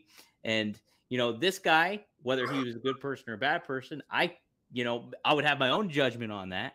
But what he conveys to me, he believes he's a good person. So is he good? Is he not? It definitely made me consider this. And I was like, wow, this could apply to tomorrow. I was thinking about when we were recording. So that's my good and bad experience. Right. Yeah, no, that's true. You know, I've had two people tell me, Rob, I'm not a very good person. Yeah. And I'll always remember that. Like, that's etched in my brain. I remember thinking, like, how can someone really think that about themselves? What would it take in their memory? Like, you know, who did they fucking kill or whatever? And one of them is a wrestler that we all know that I'm not going to name. But when he told me that he's not a good person, and I'm just like, man, you know, I feel like I would pick up on that if this guy wasn't a good person. So whatever he did in his past that he's ashamed of, or is guilty of, whatever, his vibe now doesn't reflect that. And, you know, it's similar to like with mobsters. Every mobster now has like a YouTube show. There's so many. And so you get a lot of them that are talking. Most of them, in fact, I think everybody except for Joey Merlino has cooperated. They flipped, made a deal with the government so that they're free, they're out. That's why they're not in prison. And then they're doing YouTube shows. And I watch a lot of them. I find them fascinating. Joey Merlino just did his time, and he's got his own show, and he's still like, he never turned his back on his way of life or anything. So that's kind of amazing to me. But his show is a lot about sports, which I don't have an interest in. But he touches, of course, on the lifestyle a lot. But he was the boss of the Philly mob for a long time. During the wars, the Nicky Scarfo and John Stanfa wars, and then it was John Stanfa, fucking Merlino wars. And anyway, that's pretty fascinating for me. But anyway, what I wanted to get to, I hear a lot of them talk, you know, and when they talk about other mobsters, so often they refer to them as like, he's a good guy, you know?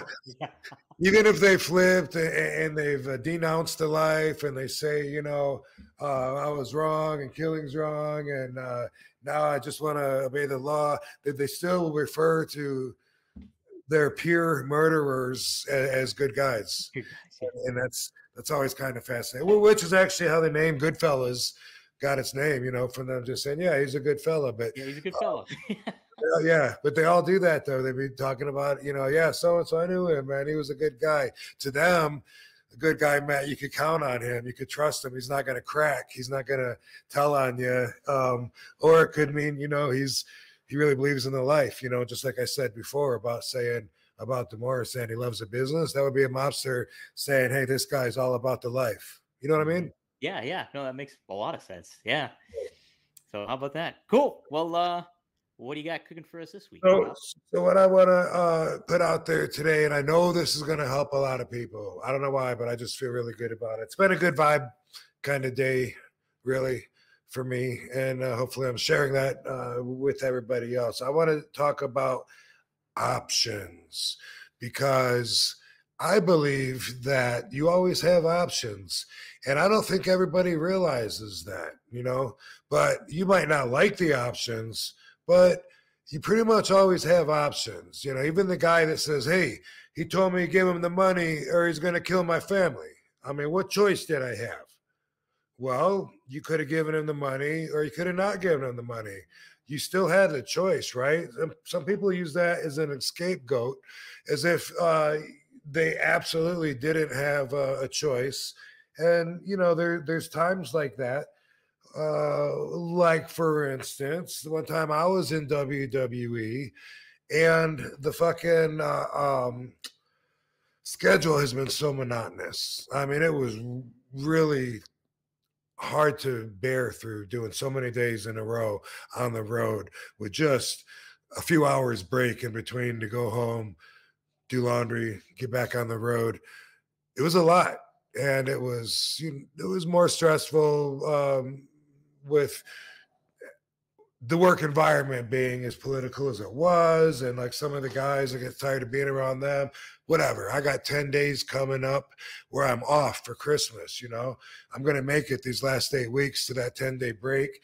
I can do this. Boom, 7 weeks. Boom, 6 weeks. Fuck yeah, this is coming up.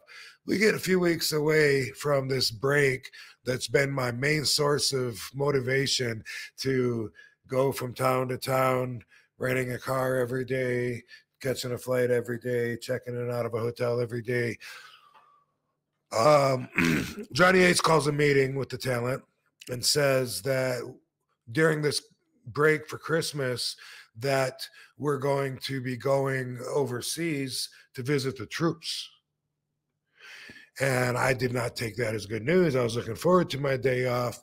And he said, you know, this is, I think they handed out a piece of paper or something on it, but somewhere it said voluntary. And Johnny Ace, you know, after he gave the speech and stuff, he went around and I don't remember if he had people individually, you know, signing up for it or whatever. But anyway, I just made it clear when I talked to him, I was like, I won't be going on that, you know, just to let you know. And Johnny said, well, it says it's voluntary, but they really don't, they really want you to go though. They expect you to go. And I'm like, I don't expect I'll be there, you know, so they can change their expectations. And he's like, it might be a problem if you don't go. And I'm like, I it might be a problem if you think I'm going to go. And he was like, you know, well, you talk to Vince, you know, I'll talk to Vince and we'll get back to you. I ended up talking to Vince. And Vince says, Rob, I understand that you don't want to go to Iraq or wherever the fuck it was. And I said, yeah, I'm in need of this break that's coming up. And he said, yeah, I appreciate that, Rob. And I was like, cool. And he was like, but you're going to see, this is going to be one of the best experiences of your lifetime. And I was like, no, I'm not.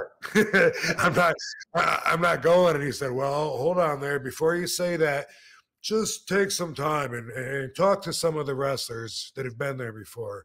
Ask them about their experiences. I think a lot of them will tell you it was one of the best experiences of their lifetime. And I was like, boom, you know, left that meeting. Everyone started coming up to me and saying, man, that's so awesome that you told him no, man. I wish I could say no. I don't want to fucking go. Are you kidding me? And I'm like, well, why don't you tell them no? They're like, oh, I'm not, dude, I can't get away with that. And I was like, I don't have a no heat clause in my contract. I'm saying no because I'm not going to fucking go. And they were like, man, yeah, I don't know, man. I don't know what would happen if I said that. And not everybody, but several of the boys came up and said that, you know. And some of them did say it was a good time. And others, when they explained the trip, it sounded even worse than I imagined, or at least as bad.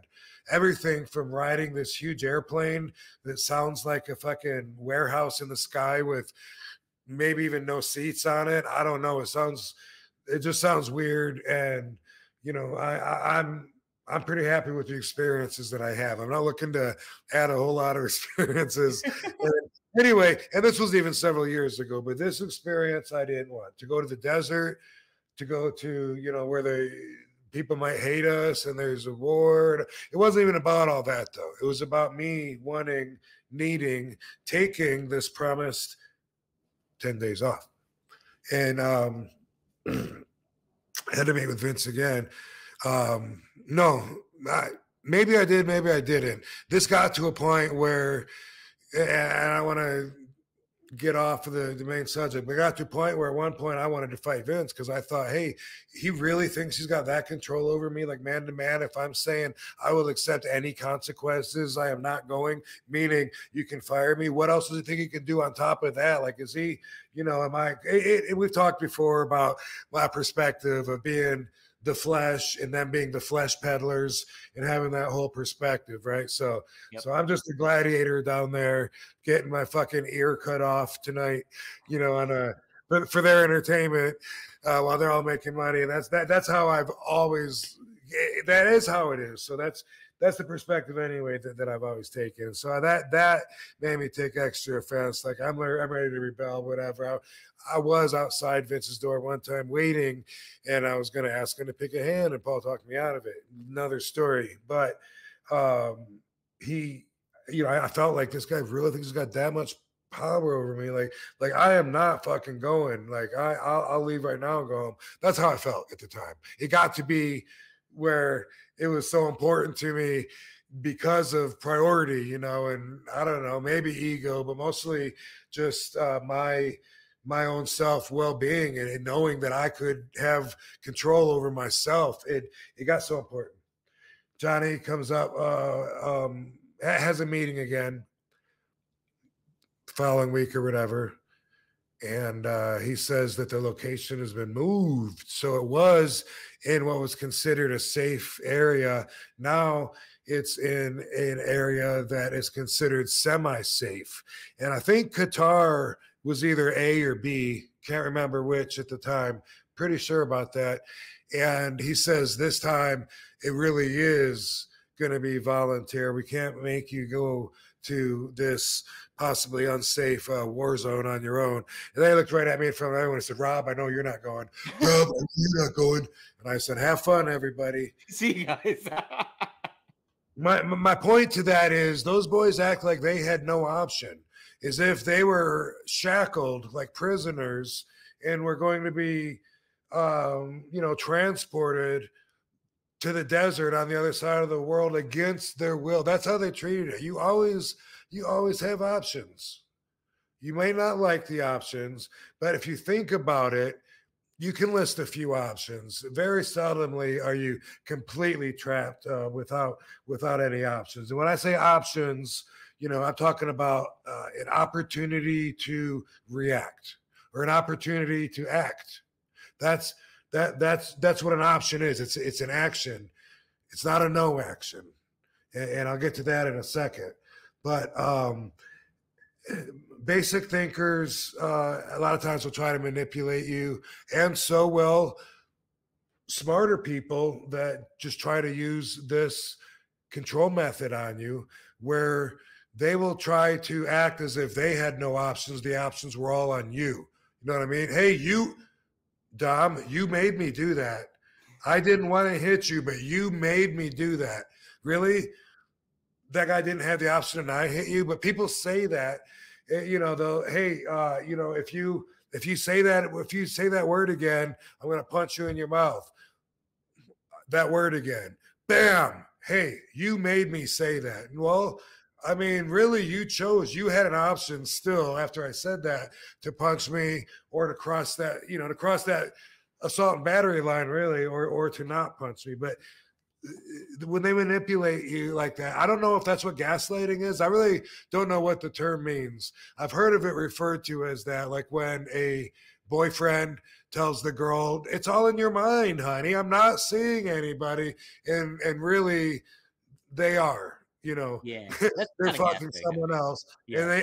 And they make the girl think she's going crazy by lying and saying, I don't really know what gaslighting means, and that's different than trolling, which I've heard people use trolling in so many different ways that I'm not even sure what that means. You know, to me, to me, trolling is when you go out of your way to bring someone else down for your own pleasure. Like you seek pleasure by doing that, tagging somebody in and giving them insults or whatever. And it's a sad, miserable, pathetic action to take. But to me, that's what trolling is. And there might be trolling in society, maybe, you know, when you stalk people, harass them, that could possibly be to an extent. But I think of it more like that.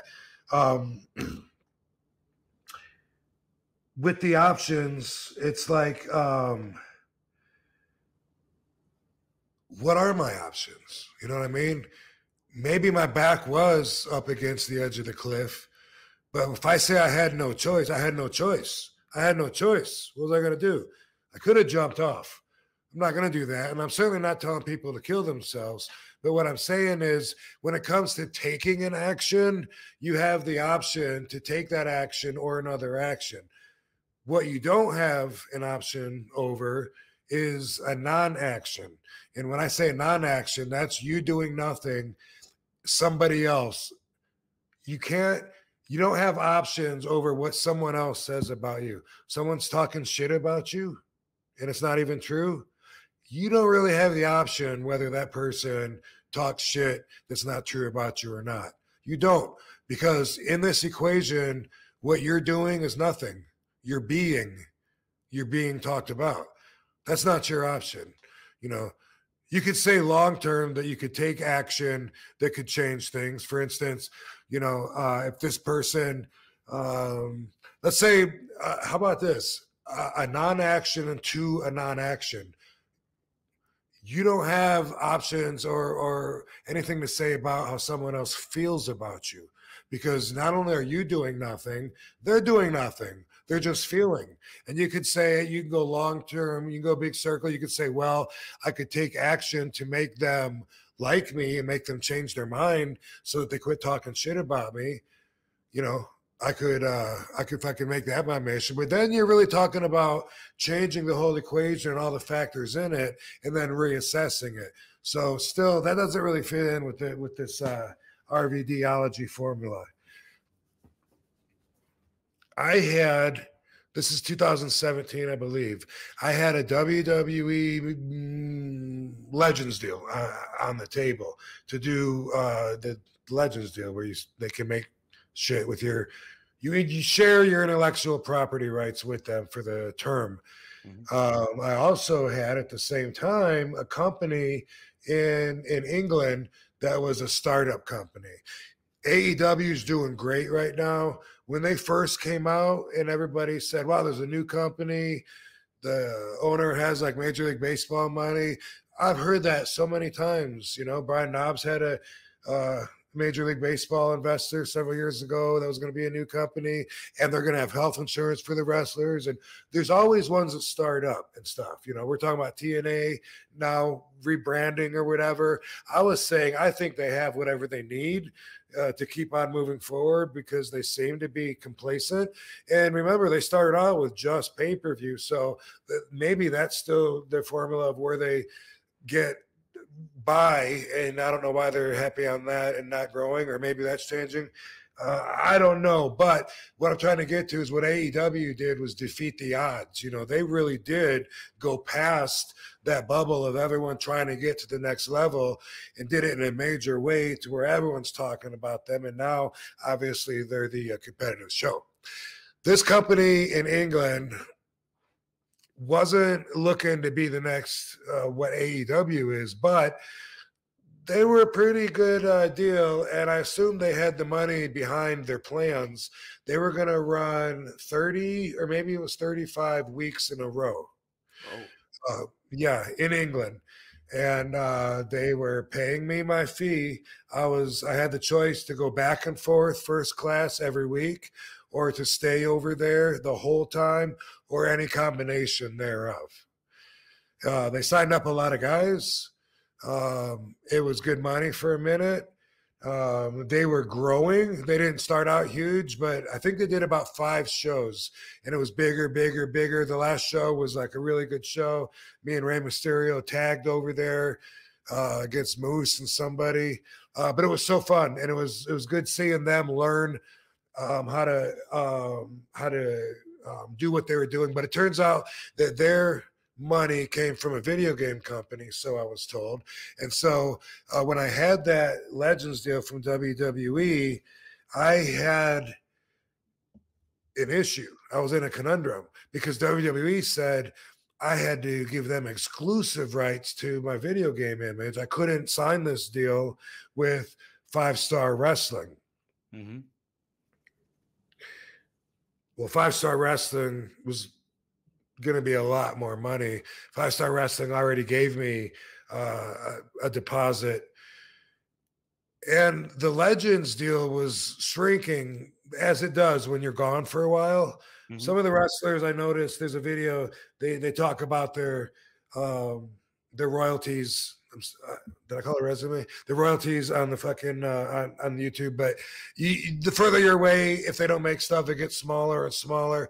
I had a conversation with Mark Carano where I was like, honestly, because you get an upfront guarantee, which a lot of the boys maybe need. You know, I don't know.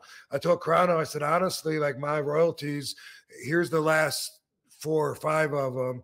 If you look at them, the way it's going, I said, if I sign this deal and take your advance, I'm going to feel like I'm in debt for the next year and a half. Yeah. paying off the advance. It's not. And these guys already got the money, and we're already starting to rock and roll. So I had 2 options: sign it, a 3-year deal with WWE. And Carano did talk about maybe making some new action figures or whatever. And okay, sounds good, you know. To compare it to getting paid every week, 35 weeks in a row to wrestle, it wasn't comparable. I mean, the 5 Star Wrestling wasn't as sure, but it was the bird in my hand.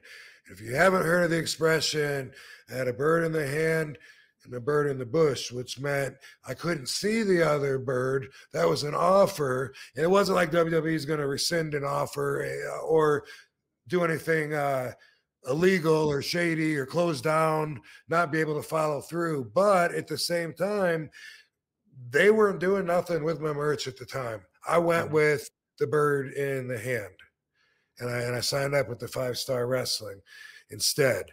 And because of that, I had no royalty merchandise Legends deal with WWE. I think 5 Star Wrestling lasted 5 weeks, which was exactly what Carlito predicted it was going to do. 5 weeks, then they closed down, and I wasn't bitter. You know, the guys are pissed, of course. You know, hey, it's this guy's fault, that guy's fault. I just said, guys, I enjoyed working with you. You know, good luck in the future. Sorry it didn't work out. And, you know, I got like 5 weeks worth of pay and fun and experience. And it was cool. Me and Katie went over there. I would go over there and then I would stay for a week until the next time, and then I'd come home. So got to stay and go, and I did both, and it was a really cool experience. But I had that option, and obviously after they closed down, I was thinking about, you know, did I make the right option? But in the end, WWE still has to pay me anyway for my likeness, with that deal or not. They're just not going to make anything new with me, but you know, we still got to get paid. And other wrestlers, like I might have mentioned that I tagged with during this conversation, had said that he didn't have a deal with them for a long time, but they just kept paying him anyway, which they have to. All right. Anyway, I'm talking about options, and hopefully you can relate in a way that you have options. You just might not like the options. But when it comes to taking action, you do. You do have an option. You can't say, hey, you know, what was I going to do? I had to knock the guy out. He was talking shit. You could have opted to not knock the guy out, and then you wouldn't be in jail or being sued or whatever. But options. Think about that this week until I talk to you again next week. When you find yourself in a predicament where you feel like you're stuck, think about it. There's other options that you could take, and you know what? Weigh them all out. Make sure you're taking the best option. Do it for you, because you deserve it, fool. Boom. Yeah.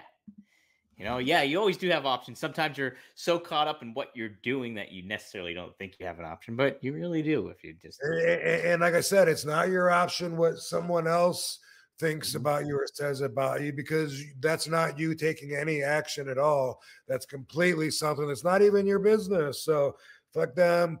People see what they're going to see. Don't let it bother you too much. We'll talk more about that on another one.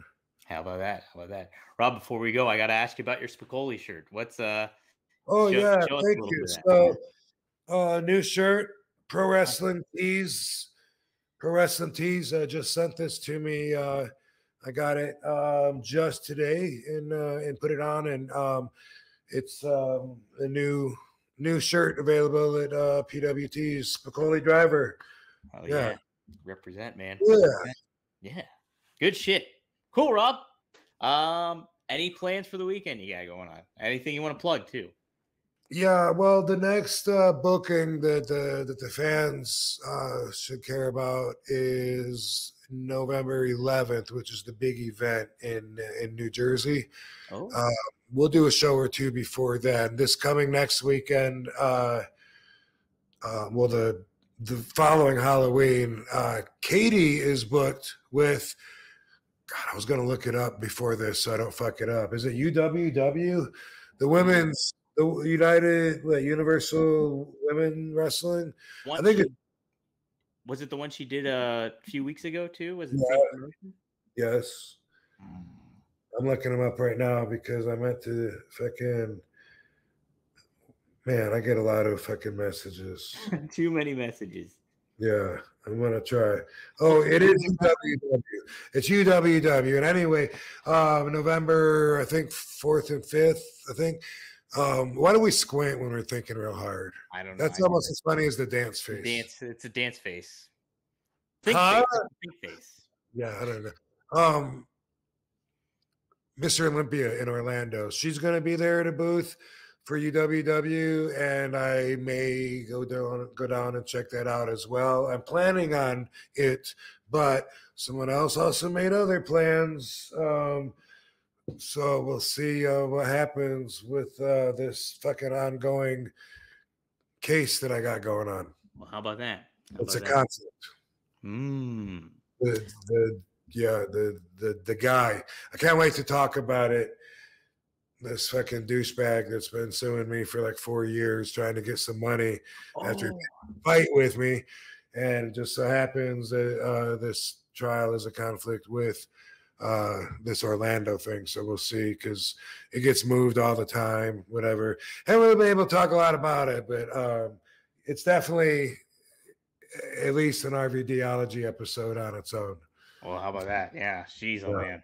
Yeah, I remember you mentioning that, and it's just like, yeah, I forgot about it, and so like it's like, man, yeah, not fun to deal with that kind of shit. Total douchebag, picked a fight with me, didn't like the results, and for 4 years now, he's so stupid. I can't believe it's still going on. Unbelievable. Yeah, his deposition was so far off from anything that happened, and it was all so provable from the video camera to the time, everything. But I guess you know what someone told me was that if lawyers have a client that's paying them, even if they know they're going to lose, they're going to keep it going until they stop getting paid. Right? Yeah, that's it. Great, but yeah. That'll Anyway, be I'm talking about that. You never know what someone else is going through, and that's one of the many things that someday I'll reveal. Yeah, I'll be like, shit, really? Back then, I didn't know that. Damn. Well, cool, guys. Yes, if you like what you're seeing and hearing, go to rvdpod.com, get the clips, get the episodes. Hey, we're on Rumble too, so go to rumble.com, type in One of a Kind with RVD, and you can get the full episodes there. And every Monday, the episodes will air in full there for sure. Sometimes we have little complications getting them up on YouTube and stuff like that, just with what's the, how the algorithm works or whatever. But you'll get them on Rumble if you go there. Give us 5 stars. Cuss in your mouth because you swear so much. I curse so fucking much. It's too Knock much. it the fuck off, bro. No, I gotta fucking stop. It's too fucking hard. But so yeah, do that. Follow Rob on Twitter at The Real RVD. Follow me on Twitter at Dominic D'Angelo. Hit up the Premier Streaming Network if you want to catch these episodes early every Friday at 4:20 p.m. But you can check us out everywhere at Monday, 4:20 p.m. Eastern Standard And Time. if you want me to keep doing these ideology segments, hit the fucking like below. Hit the like down below and hit that subscribe. Best part of the show. Oh, you know what? Can we talk about Twitter for a second? Yes, we can. Let's talk about Twitter. I was on yesterday. You saw it. Talking to some people, sensitive people that get offended and they think they have a subject they can cancel, but they don't realize they're just dipshits that take everything wrong. But anyway, that was referring to. Oh yeah, and then I saw there's a video today that says I don't know if I say it now, it might be taken from it and make more headlines. But don't do that on our page anyway. But yeah, okay. There was a thing like a 2-hour episode, and it says RVD. I don't know if it said accuses Dave Meltzer of being gay or something. And but what the comment was, I don't know. Somebody had a comment, and it was something about how come Dave doesn't like people being over 50, something like that. I'm totally paraphrasing. That's not exactly what it was, but I just was responding with a thought-provoking question, and I just used Dave to anchor into that. You know what I mean? Like I could give a fuck about what he prefers. But anyway, I just said I wonder if there's, I don't know, like a homoerotic reason behind wanting. And I said it, I don't know, somewhere I put comma and maybe some people, and I said like maybe like Dave, and just kind of to be funny and anchor it off. But anyway, I could give a fuck, everyone jumped on that. But because I guess there's been some talk, and so they think that I'm bringing up some shit that's already been said, some facts or misfacts or whatever, some rumors, and nothing to do with any of that. I totally don't give a fuck. But what I was trying to say though was, because wrestling is, I mean, if you want to take a homoerotic perspective of wrestling, and you can't see that there's something wrong with you. Look at the very first statues of wrestling from the Greek mythology of Hercules suplexing the guy that's holding onto his cock, and they're both naked. You know what I mean? Yeah. Do you want to see it? It's very famous. Yeah, it's like a Greco-Roman thing, right? Yeah, you've seen it probably, right? Mm-hmm. this guy, right? Oops. Hey. God damn it. Technology. This guy. Oh Right? yeah, the old Very famous statue. Or maybe he suplexed him, side suplex, I think. Yeah. But anyway, so gay people like what? Someone used the word gay. He's a homophobe, and they go after and then they jump up, and it's stupid. So I don't. It's something I should ignore. But then anyway, what my point was that like men or boys, males say they want to, like when they watch wrestling, they would prefer watching males that are closer to their age, right?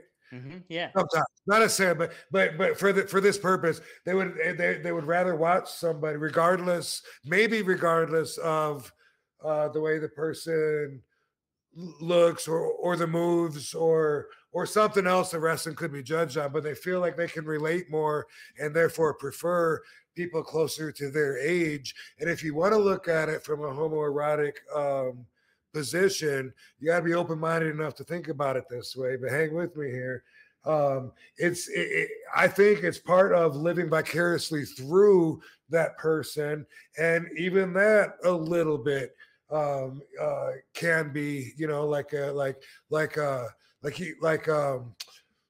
in a man crush kind of way. You can worship another dude enough to where you want to be him, and if you really want to be him in his skin, and you don't think that's a little gay, then you're not going to get what I'm saying at all, and people are going to be offended and come forward with this.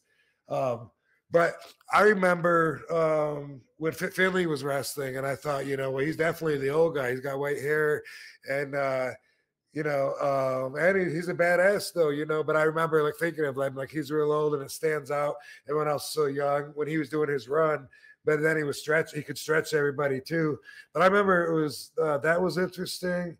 Man, there was somebody, I forgot who it was, but when I was younger, it seems like there was somebody too. And I remember thinking, like I didn't want to see them as much just because I couldn't relate to them as much. You know what I mean? Yeah. Personally, I think, and this is a whole nother episode to talk about, but whether this is right or wrong or works for you, personally, I think I feel like even like a self-physical worship in a certain way can feel gay to me. And I'll give you an example. I've had friends that are like, and they're lonely, I get it, and they don't have anyone to bounce off of to get feedback off of to judge themselves, and that's part of it. But I've had friends that are like, I think a woman should be happy to have me. You know what I mean? As a boyfriend, I think I'm good looking. Don't you, Rob? I'm in decent shape. Don't you think? Don't you think I'd be a pretty good catch? I'm like, dude, I don't want to think of you that way, but. But to him, it's like just an open, honest conversation. But to me, it's a little bit too much into the bromance for me to feel like really comfortable. And that's just me. And I'm not saying that everyone else should be like that. And that doesn't make me a homophobe. But for me, I'd be fine if there was no mirrors in the house. I've seen my face enough over the years. You know what I mean? And Katie knows that about me. She knows me better than anybody knows me. And that's one of the many things that she has to take about me, and that I might be different than other people. But I can't, she'll get stuck in the mirror. And she's always been like that. She'll be looking in the mirror at herself. And her mom used to tell her to get away from the mirror when she was growing up. But for me, it's like, dude, no, I don't enjoy looking at myself. And like, I don't understand because I feel like that. I don't understand my male friends that do, that I'd be like looking at themselves in the mirror and being like, I think I'm pretty handsome. I mean, I wouldn't say I'm a 10, but I'd say I'm about dude, how are you going to fucking judge yourself? Like, what is that? What is that? That's in scale in comparison to other dudes. Like I don't know. For me, let me add this too, which I think might be true. Mm-hmm. And again, I said they don't have someone to bounce, get feedback from, to judge them, but to get their own opinion, which is a part of all of us. If you grow up and every kid at school tells you that you're ugly, you're going to believe you're ugly. You know what I mean? Right. Yeah, that's just the way it is. But I heard this once and I liked it. And it was easy for me to see which side of the fence I fall on, if this is in fact true. But it was the expression was that some men get their sense of what was the word? Masculinity from women, and some men get it from other men.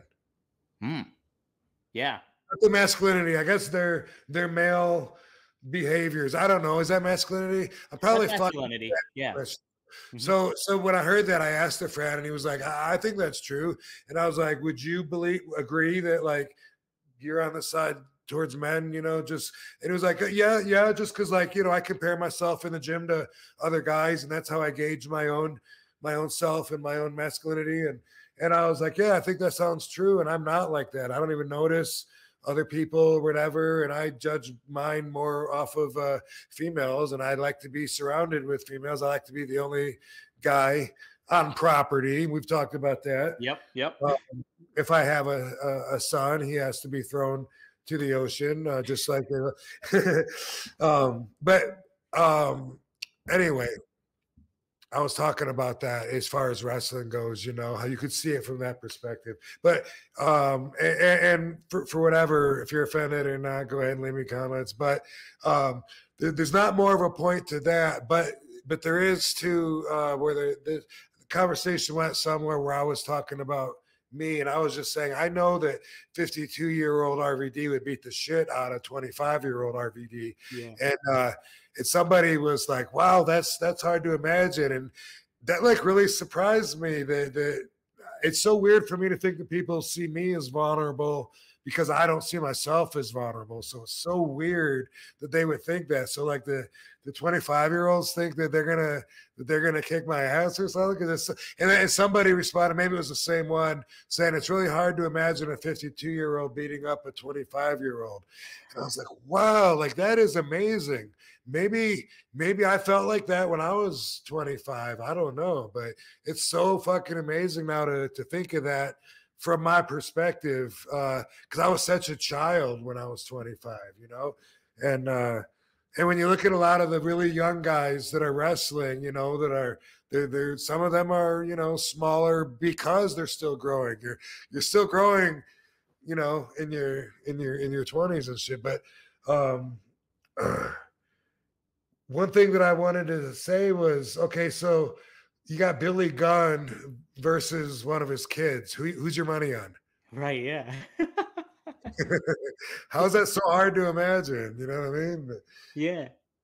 Anyway, I feel awesome. Enjoyed the match. Hope to get back in the ring again really quick because I feel better every time. And now I'm already critiquing myself. I'm going to get a little higher on this, a little faster on that. Boom, boom, boom. Trade in do some moves no one else has seen. And hey, don't be stealing my fucking corkscrew leg drop on the back, yo. That was fucking cool. Rob, you never seen that shit before, have you? Didn't see it. No, I was like, has Rob done that before? Because I never saw it happen anywhere. So it was good shit. It's damn good, Rob. I ain't done, bro. You can copy my shit. That don't mean I'm stepping aside. Boom. Fuckers. You gotta. Rob will bring it, all right? Yeah. We'll bring it here next week on One of a Kind. We'll see you next week, guys. Yes. Have a good week, everybody. Yep. See you guys.